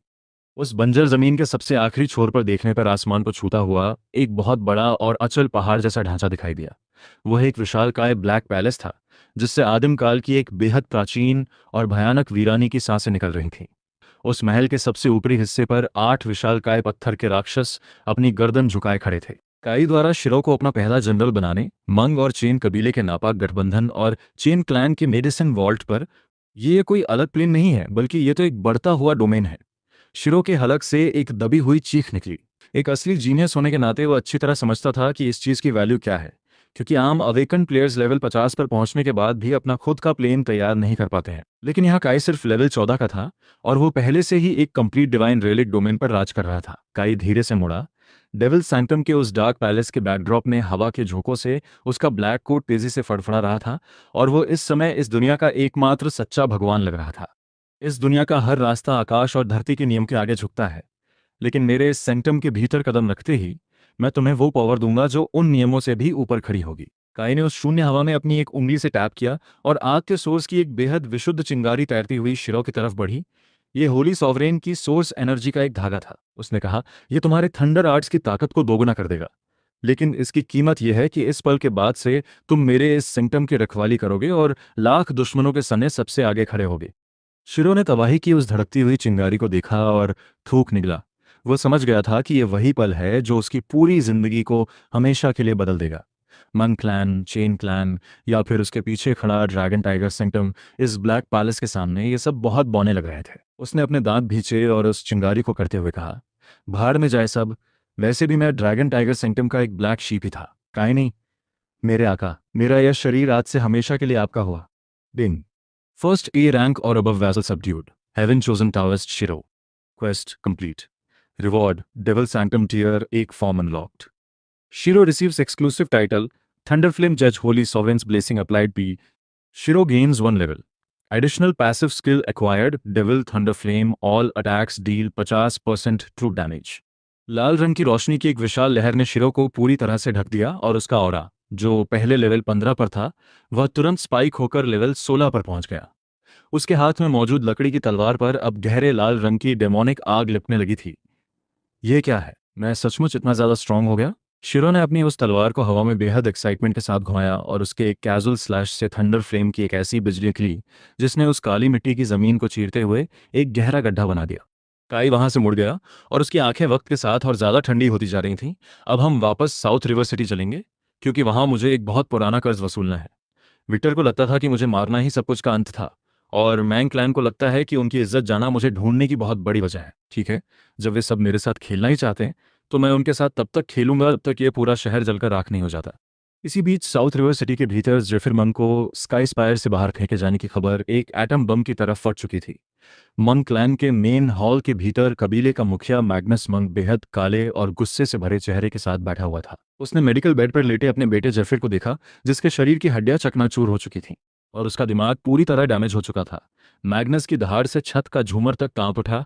उसे ढूंढो, अपनी पूरी ताकत झोंक दो। आखिर इस पूरे साउथ रिवर सिटी में वो अज्ञात एनोनिमस प्लेयर कौन है जिसने मेरे बेटे को छूने की जरूरत की? तभी पास ही ने खड़े विक्टर चेन ने, जो खुद को बमुश्किल संभाले हुए था, अचानक बीच में टोकते हुए कहा, मैग्नस, मेरे पास एक सुराग है। उस दिन स्काई स्पायर में जाने वाली एनोनिमस एंट्रीज में से एक नाम सबसे अलग है। कौन? मैग्नस ने पूछा। चेन क्लैन का वो भगोड़ा कचरा काई। विक्टर की आंखें पूरी तरह जहरीली हो गईं। उसने अभी अभी मेरे बेटे रेक्स को मार डाला और उसका एस रैंक क्लास छीन लिया। वह जिस किसी भी मेथड का इस्तेमाल कर रहा है वो बेहद खतरनाक है। अगर पूरे शहर में किसी के पास आपके बेटे जेफिर को इस तरह म्यूटेट करने की ताकत है तो वह सिर्फ काई ही हो सकता है। मैग्नस धीरे से घूमा और उसने विक्टर को एक सख्त नज़र से देखते हुए कहा, काई, जिसे तुम एक डी रैंक वेस्ट कह रहे हो, वो कोई कचरा नहीं है, वह एक मॉन्स्टर है। विक्टर के जबड़े भीज गए। हाँ, वह एक मॉन्स्टर है, और अगर ये सच में वही है तो वह अभी भी इसी साउथ रिवर सिटी के भीतर मौजूद है। मैग्नस, अगर आप सिर्फ एक बार आदेश दें तो चेन क्लैन अपनी पूरी ताकत मंक क्लैन के साथ लगा देगा ताकि इस पूरे शहर को लॉकडाउन करके उस जानवर को जिंदा पकड़ा जा सके। तो फिर पूरे शहर को लॉकडाउन कर दो। मैग्नस का हाथ उसके बगल में रखी रोजवुड टेबल पर इतनी जोर से पड़ा कि वह एक झटके में चकनाचूर हो गई। मैं उसे यह एहसास दिलाकर रहूंगा कि यह शहर सिर्फ मंक क्लैन का है। लेकिन न तो मैग्नस और न ही विक्टर को इस बात का अंदाजा था कि जब वे यह गंदा प्लान बना रहे थे, ठीक उसी समय साउथ रिवर सिटी के हर एक कोने में ब्लैक रोस में लिपटे कुछ खामोश लोग पहले से ही तैनात हो चुके थे, और उनके हर एक आस्तीन पर एक गुर्राते हुए ड्रैगन के सिर की नक्काशी बनी हुई थी। काई का यह बदला अब अंधेरे में भटकने वाला कोई अकेला भूत नहीं था, बल्कि ये डेविल सेंक्टम के वो एडवांस शैडोज थे जो तबाही मचाने के लिए आ चुके थे। शहर के नॉर्थ डिस्ट्रिक्ट में स्थित एक टूटी फूटी और जर्जर वेयरहाउस की छत पर खड़ा काई नीचे से गुजरने वाली मंक क्लैन की पेट्रोलिंग गाड़ियों को देख रहा था। उसके मुंह के कोने पर एक बेहद क्रूर मुस्कान उभर आई। हमारा पहला स्टॉप होगा चेन क्लैन का मेडिसिन वर्ल्ड। मैं उन्हें उनकी जड़ों से ही सड़ाकर खोखला कर दूंगा। साउथ रिवर सिटी का नॉर्थ डिस्ट्रिक्ट, जहां चेन क्लैन की जीवन रेखा माना जाने वाला एक बेहद सुरक्षित कोल्ड चेन स्टोरेज फैसिलिटी मौजूद थी, जो उनकी दवाइयों का सबसे बड़ा डिस्ट्रीब्यूशन हब था। Chain clan south river city के लगभग 30% लो ग्रेड रिकवरी एलेक्सर्स और सप्लीमेंट्स पर अपना पूरा मोनोपोली जमाकर ही इस शहर के 5 बड़े कबीलों में शामिल हुआ था। आधी रात का समय था और बाहर एक महीन न रुकने वाली बारिश हो रही थी। चेन क्लैन के दर्जनों भाड़े के गार्ड्स उस फैसिलिटी के चारों तरफ पेट्रोलिंग कर रहे थे, जिनमें से ज्यादातर गार्ड्स लेवल 15 से 20 के बीच के थे और उनका लीडर लेवल 22 का एक भारी भरकम आयरन गार्ड कैप्टन था। वह कैप्टन अपनी सिगरेट की तरफ हाथ बढ़ाते हुए अपने ही सुर में बड़बड़ाया, मिस्टर चेन का ऑर्डर है कि वो भगोड़ा लड़का किसी भी दिन पागल होकर यहाँ हमला कर सकता है, इसलिए तुम सब अपनी आंखें खुली रखो। तभी अचानक उस घने अंधेरे के बीच से एक बेहद हल्की और सुरीली घंटी की आवाज गूंजी, जो सुनने में किसी ताजी घंटी जैसी थी, लेकिन उसके भीतर कुछ ऐसा था जो इंसान के रोंगटे खड़े कर दे।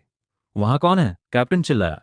तभी अंधेरे से गहरे टील रंग के दाओइस्ट रोब पहने एक शख्स सामने आया। वह शिरो था, जिसके हाथ में मौजूद लकड़ी की तलवार पर डार्क रेड कलर की बिजलियां दौड़ रही थीं और उसके चेहरे पर उसकी सिग्नेचर मुस्कान पूरी तरह जमी हुई थी। उसने कहा, शुभ संध्या देवियों और सज्जनों, क्या किसी के पास माचिस या लाइटर होगा? तुम तो अब गए। उन गार्ड्स ने तुरंत अपने हथियार बाहर खींच लिए, लेकिन इससे पहले कि वे अपना एक कदम भी आगे बढ़ा पाते, उनके आसपास की पूरी हवा बिना किसी चेतावनी के अचानक ढह गई। Gravity collapse. आसमान से गिरने वाले एक बेहद असीम और कुचल देने वाले भारी दबाव ने उन सभी को एक झटके में नीचे की तरफ दबा दिया। उस लेवल 22 के आयरन गार्ड कैप्टन सहित चेन क्लैन का हर एक गार्ड सिर्फ एक पल के भीतर अपने दोनों घुटनों के बल जमीन पर आ गिरा। उनके नीचे का मजबूत कंक्रीट का फर्श उस भयानक दबाव से चरमरा उठा और उस पर दरारों का एक पूरा जाल बन गया। टैप टैप शिरो के पीछे से कई बेहद शांत कदमों से चलकर बाहर आया।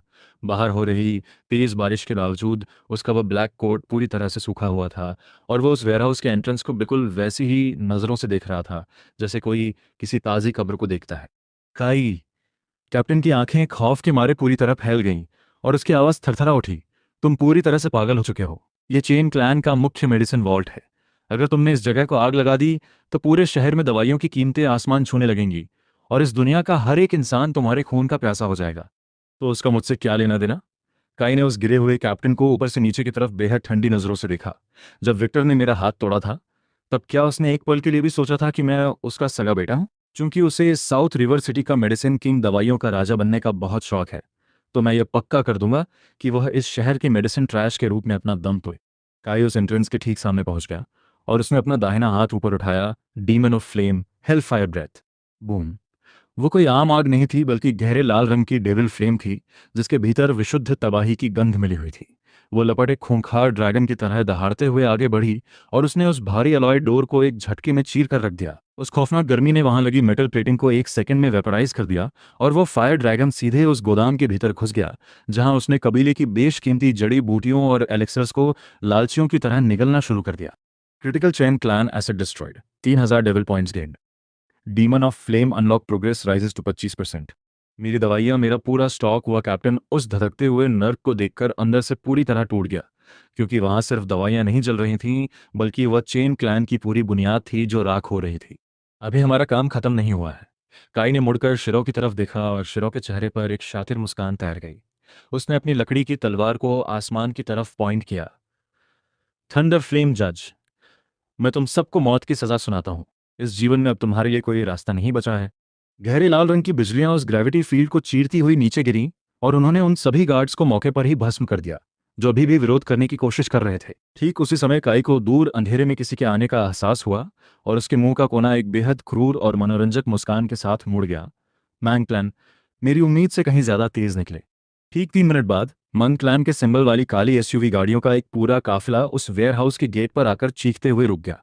मंग क्लैन का सेकंड एल्डर मंग दर्जनों एलीट अवेकन प्लेयर्स के साथ गाड़ी से बाहर कूदा। उसने जैसे ही उस जलते हुए समंदर को देखा जहां कभी उनका आलीशान वेयरहाउस हुआ करता था, उसका चेहरा खौफनाक हद तक काला पड़ गया।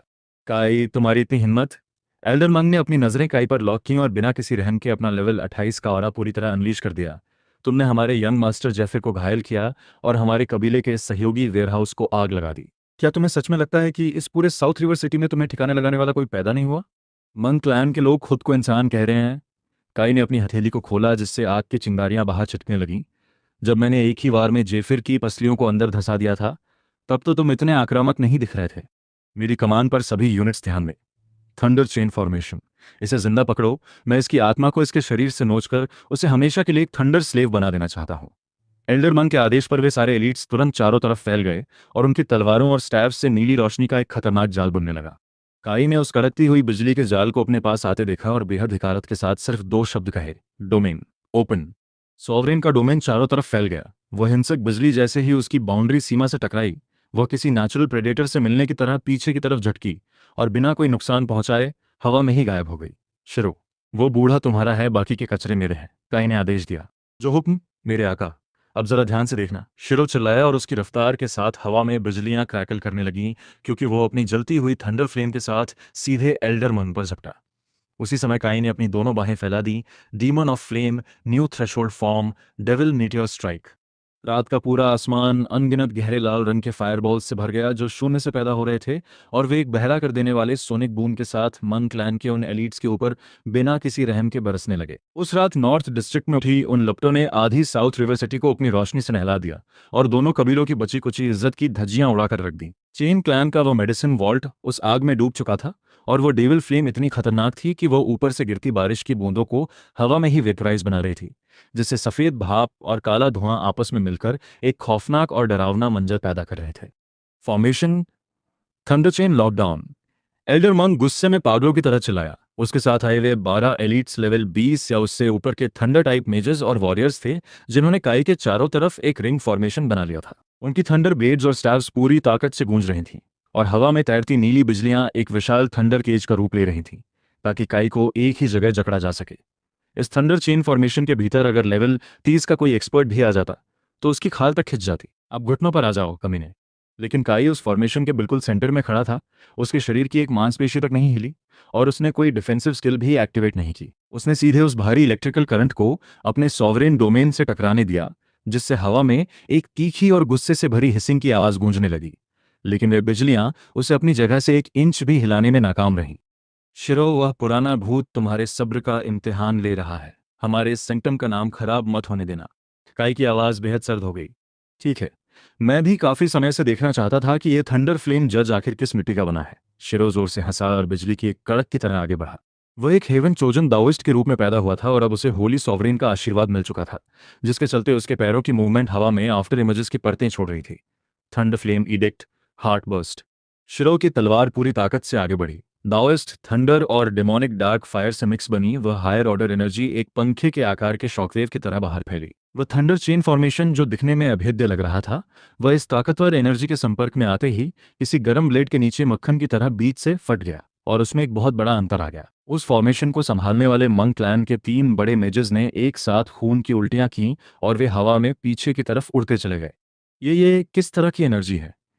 एक दाओइस्ट आर्ट के भीतर इस तरह का डेमोनिक करप्शन कैसे हो सकता है? एल्डर मंक ये देखकर पूरी तरह थर्रा उठा। एल्डर मंक की आंखें इस अपवित्र और अनोखी तकनीक को देखकर फटी की फटी रह गईं, क्योंकि उन्होंने अपनी पूरी जिंदगी में कभी ऐसा डरावना दाओइस्ट और डेमोनिक फ्यूजन नहीं देखा था, जिसकी ताकत इतनी खौफनाक हो।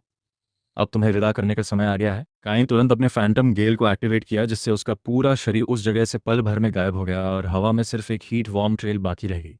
कवर करो, एल्डर की रक्षा करो। 2 लेवल 25 के थंडर वॉरियर्स ने पलक झपकते ही रिएक्ट किया और अपनी भारी शील्ड्स को एल्डर मंक के आगे क्रॉस कर दिया, जिससे बिजली कड़कड़ा उठी और एक बहुत बड़ा थंडर बैरियर बन गया।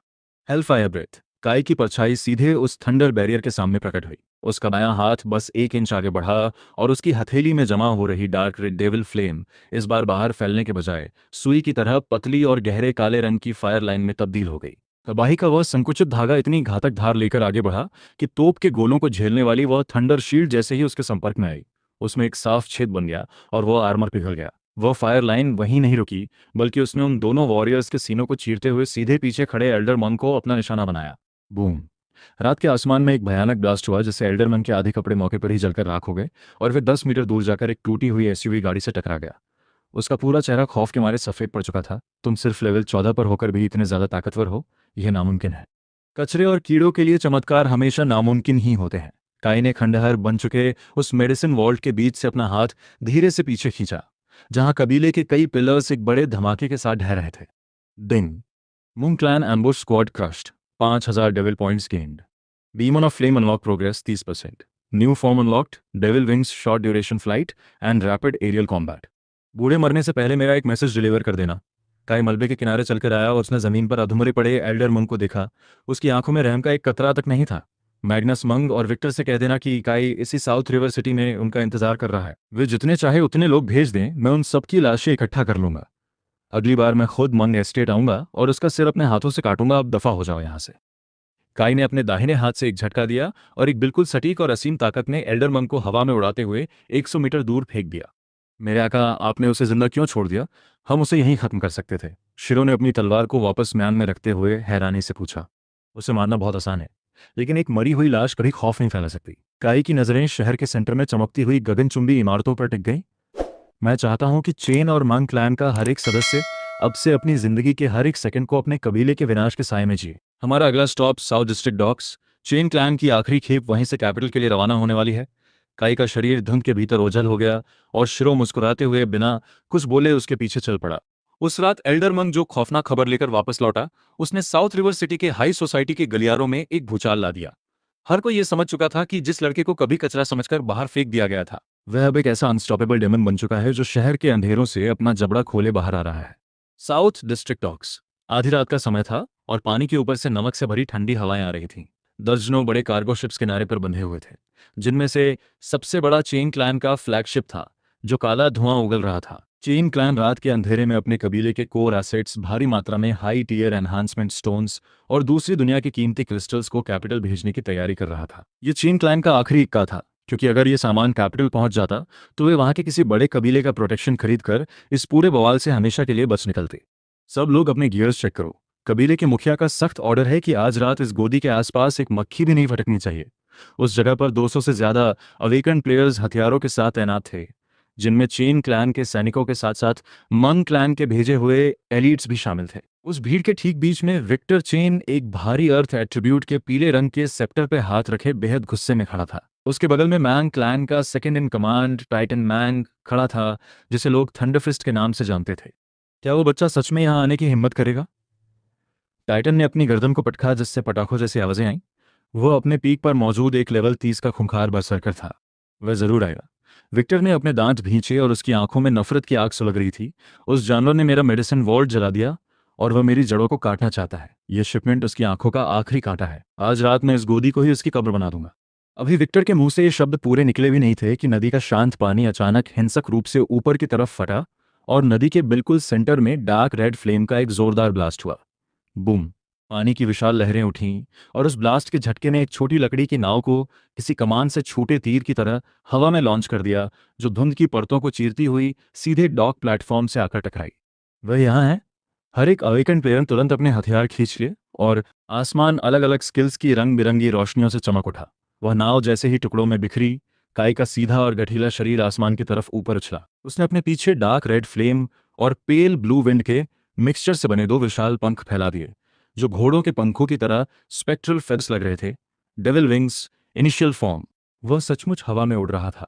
विक्टर की आंखें ये देखकर फटी की फटी रह गईं, क्योंकि लेवल 30 से नीचे, जब तक कि आपकी कोई स्पेसिफिक फ्लाइट टाइप क्लास ना हो, हवा में कॉम्बैट करना पूरी तरह से नामुमकिन था। विक्टर, जो गिफ्ट मैं तुम्हारे लिए लेकर आया हूं, क्या वो तुम्हें पसंद आया? काई हवा में बहुत ऊपर मंडरा रहा था। उसने नीचे खड़े उन सैकड़ों लोगों की भीड़ को देखा और अपना बायां हाथ खोला। उसकी 5 उंगलियों के बीच गहरे काले रंग का एक असीम ग्रेविटी का गोला अपना आकार लेने लगा। Black star. काई ने उस तबाही के गोले को सीधे नीचे खड़े उन लोगों के ऊपर दे मारा।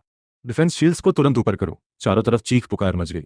वह ब्लैक स्फीयर गोदी की कंक्रीट की सतह से टकराया और उसमें कोई आम ब्लास्ट नहीं हुआ, बल्कि उसने अपने भीतर से एक खौफनाक और असीम ग्रेविटेशनल पुल पैदा किया। आसपास रखे भारी भरकम कार्गो कंटेनर्स, टूटे हुए पत्थर और यहां तक कि वहां खड़े लो लेवल के अवेकन प्लेयर्स भी अपनी मर्जी के खिलाफ घिसटते हुए उस ब्लैक होल के सेंटर की तरफ खींचे चले गए।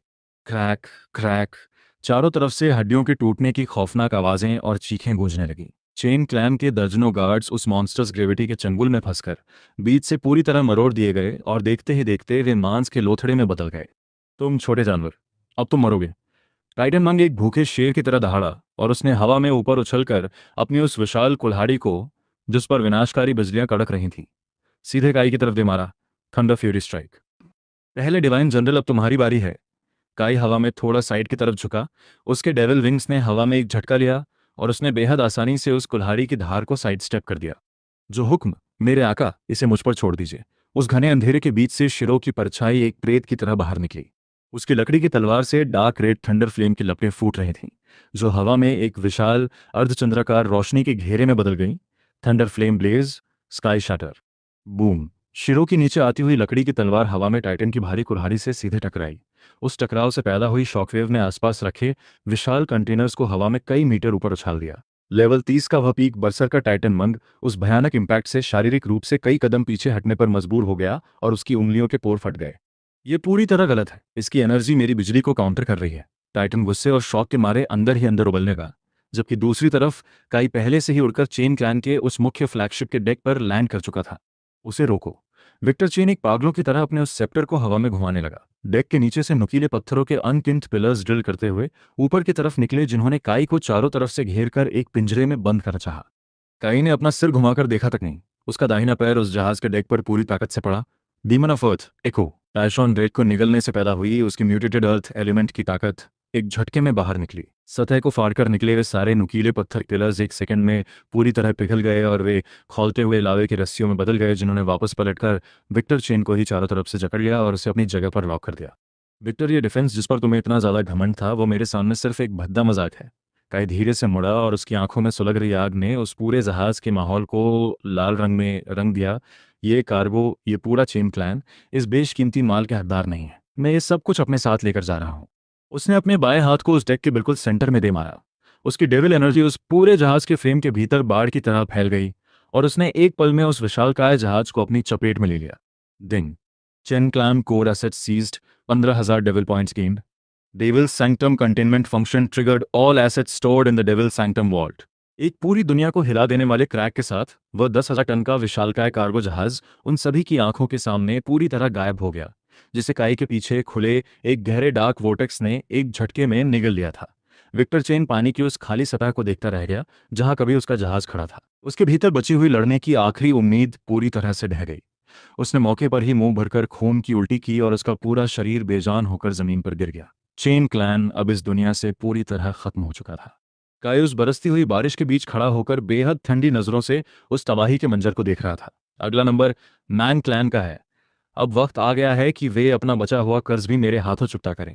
गोदी पर लगी वो आग धीरे धीरे शांत हो गई, लेकिन काई ने साउथ रिवर सिटी के भीतर जो तबाही का तूफान शुरू किया था, वह अभी अपने चरम पर पहुंचा था। उस फ्लैगशिप के गायब होते ही शहर के 5 बड़े कबीलों के बीच चेन क्लैन का आखिरी वजूद भी हमेशा के लिए मिट्टी में मिल गया।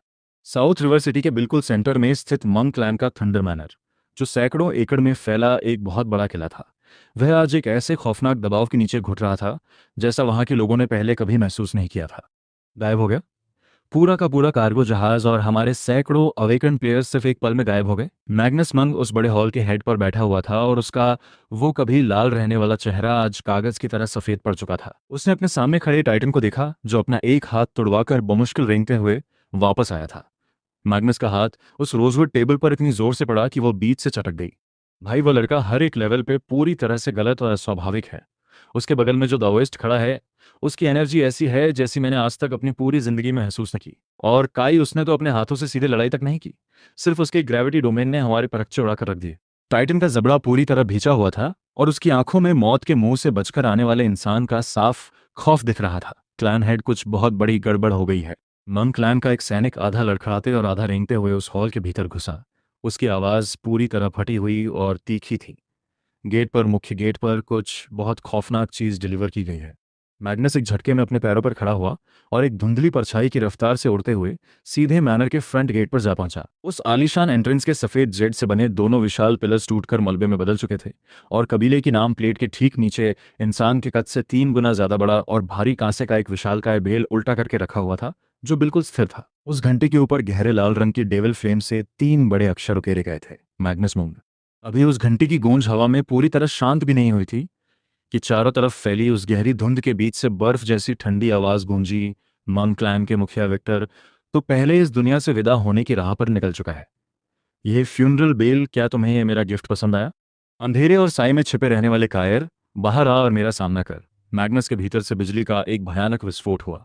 उसका पूरा लेवल 32 का थंडर लॉर्ड ऑरा चारों तरफ दहल उठा, जिसने आसपास फैली उस गहरी धुंध के परखच्चे उड़ा दिए। जैसी तुम्हारी इच्छा। रात के आसमान में एक बहुत गहरी गूंज उठी और गहरे लाल रंग का एक वॉर्टेक्स बीच से फटकर खुल गया। काई अपने उन दो रंगों में धड़कते हुए डेविल्स विंग्स को फैलाए सीधे उस भंवर से नीचे उतरा और उसके पैर का पोर बेहद हल्के से उस कांसे की बड़ी घंटी के ठीक ऊपरी हिस्से पर जाकर टिक गया। हवा के थपेड़ों से उसका ब्लैक कोट तेजी से फड़फड़ा रहा था। इस समय गोदी पर मिले भारी एक्सपीरियंस के बाद काय का लेवल पहले ही बढ़कर 16 पर पहुंच चुका था। उसके ठीक पीछे शिरो हवा में तैर रहा था। उसकी लकड़ी की तलवार थंडर फ्लेम की लपटों से लिपटी हुई थी और वो इस कदर मुस्कुरा रहा था जैसे उसकी जिंदगी का सबसे बेहतरीन समय चल रहा हो। उसने कहा, बूढ़े मैंग, तुम्हारे इस ठिकाने की एनर्जी बहुत ही ज्यादा बकवास है। यहाँ चारों तरफ सिर्फ गंदी और डार्क हवा फैली हुई है। हमारे आका खुद यहाँ आए हैं ताकि वे इस जगह को तुम्हारे खून से पूरी तरह पवित्र कर सके।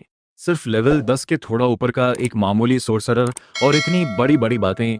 मैग्नस का गुस्सा एक बेहद ठंडी और जानलेवा हंसी में बदल गया और उसने अपने दाहिने हाथ को आसमान की तरफ लहराया। काले और हिंसक तूफानी बादलों ने एक सेकंड में पूरे आसमान का गला घोंट दिया और उनके भीतर अनगिनत थंडर सर्पेंट्स खूंखार तरीके से फुसफुसाने लगे।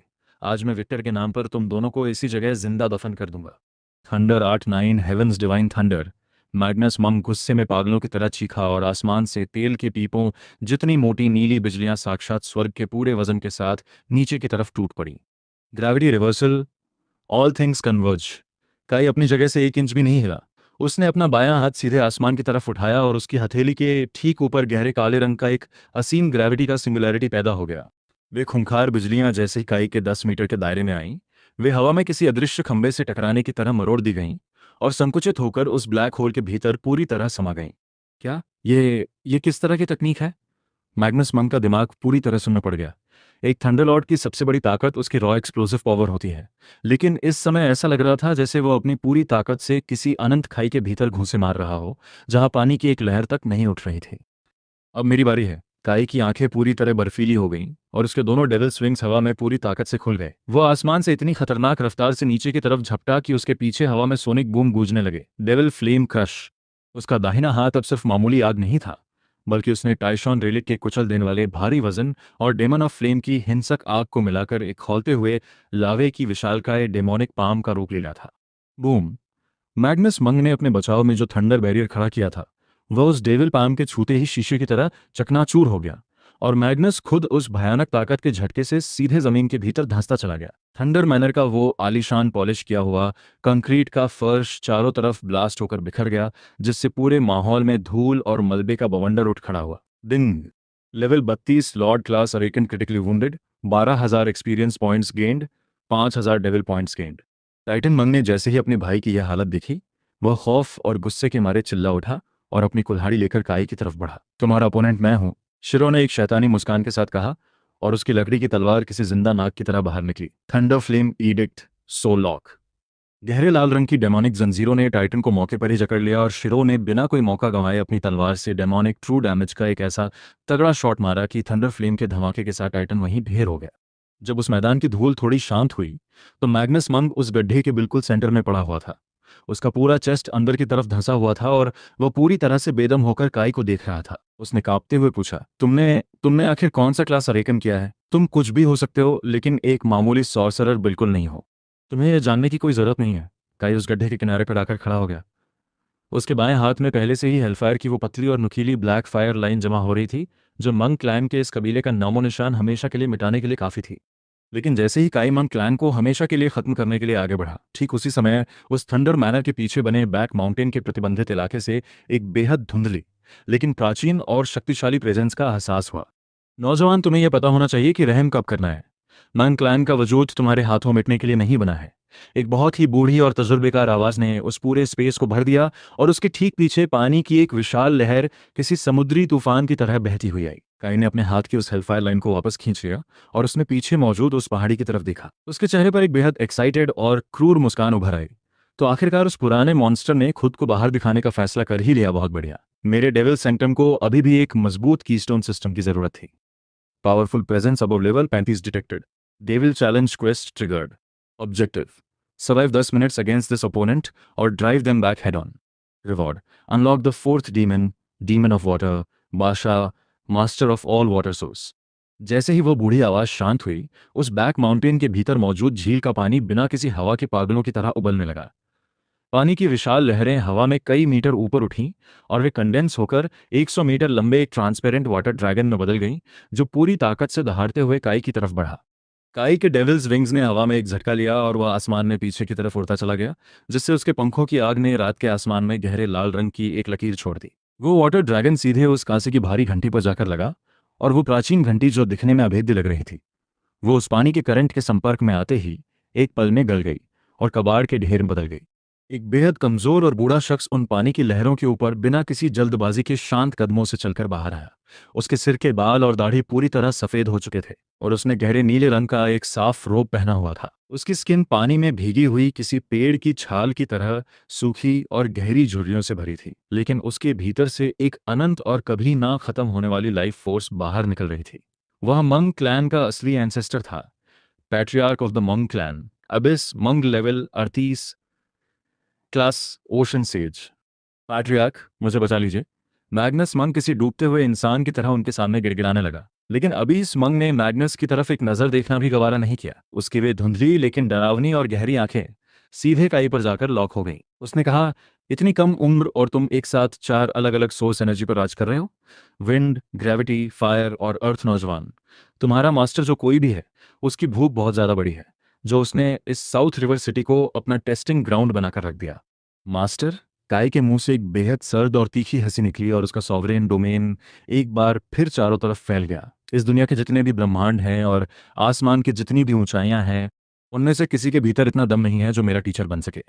बूढ़े, अगर तुम्हें लगता है कि इस मंग क्लैन को आज नहीं गिरना चाहिए, तो तुम भी इनके बगल में ही लेट जाओ। Demon of flame, Hellfire lotus. काई ने अपने दाहिने हाथ को हवा से नीचे की तरफ दबाया। थंडर मैनर की पूरी जमीन एक झटके में फट गई और नीचे से गहरे लाल रंग के अनगिनत फ्लेम लोटसेस ऊपर की तरफ निकल आए। वे कोई मामूली आग के गोले नहीं थे, बल्कि उनके सेंटर में एक बहुत ही संकुचित और विनाशकारी एक्सप्लोसिव फोर्स छिपी हुई थी। लेकिन अहंकारी अबीस मंग ने अपने नीले क्रिस्टल स्टाफ को हवा में उठाया और जमीन पर बस एक हल्का सा टैप किया। Ocean domain. एक पल में सब कुछ पूरी तरह से शांत हो गया। बर्फ जैसी ठंडी पानी की भाप की एक विशाल चादर ने उस पूरे इलाके को अपने आगोश में ले लिया। वे आग के कमल जो बस ब्लास्ट होने ही वाले थे, वे उस पानी की भाप के संपर्क में आते ही पूरी तरह ठंडे पड़ गए और बर्फ के क्रिस्टल्स में बदलकर जम गए। पानी हमेशा आग को हरा देता है। ये इस दुनिया के एलिमेंट्स का सबसे बड़ा आयरन लॉ था। काई, कुछ गड़बड़ है। इस बूढ़े का पानी बहुत अजीब है। ये तुम्हारी आग की हीट को सोख रहा है। शिरो दूर से चिल्लाया, क्योंकि पानी के उस भयंकर प्रेशर के नीचे खुद उसके हाथ की थंडर फ्लेम की जंजरी आधी से ज्यादा सिकुड़ चुकी थी।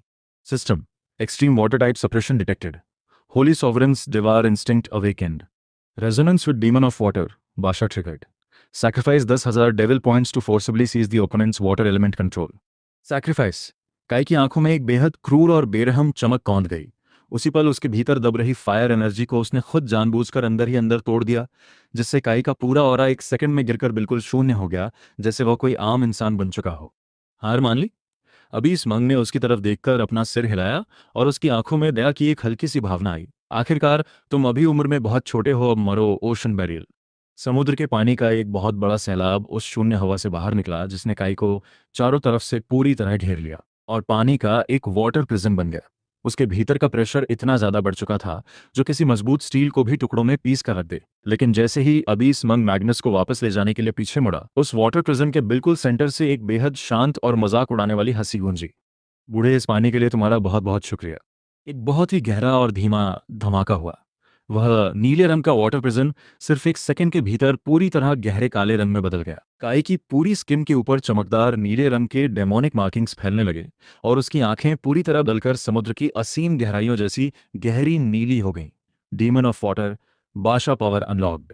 पानी की एक ऐसी ताकत जो अबीस मंग की इस मामूली जादूगरी से कहीं ज्यादा प्राचीन, पवित्र और राजसी थी, वह काई के वजूद के भीतर से किसी एटम बम की तरह बाहर फूटी। वह वाटर प्रिजन जो काई की जान लेने के लिए बनाया गया था, वह अब उसके सामने एक वफादार गुलाम की तरह बर्ताव कर रहा था, जो काई की उंगलियों के इशारे पर तेजी से घूमते हुए एक ब्लैक वाटर स्पीयर में बदल गया, जो धरती से लेकर सीधे आसमान को चीर रहा था।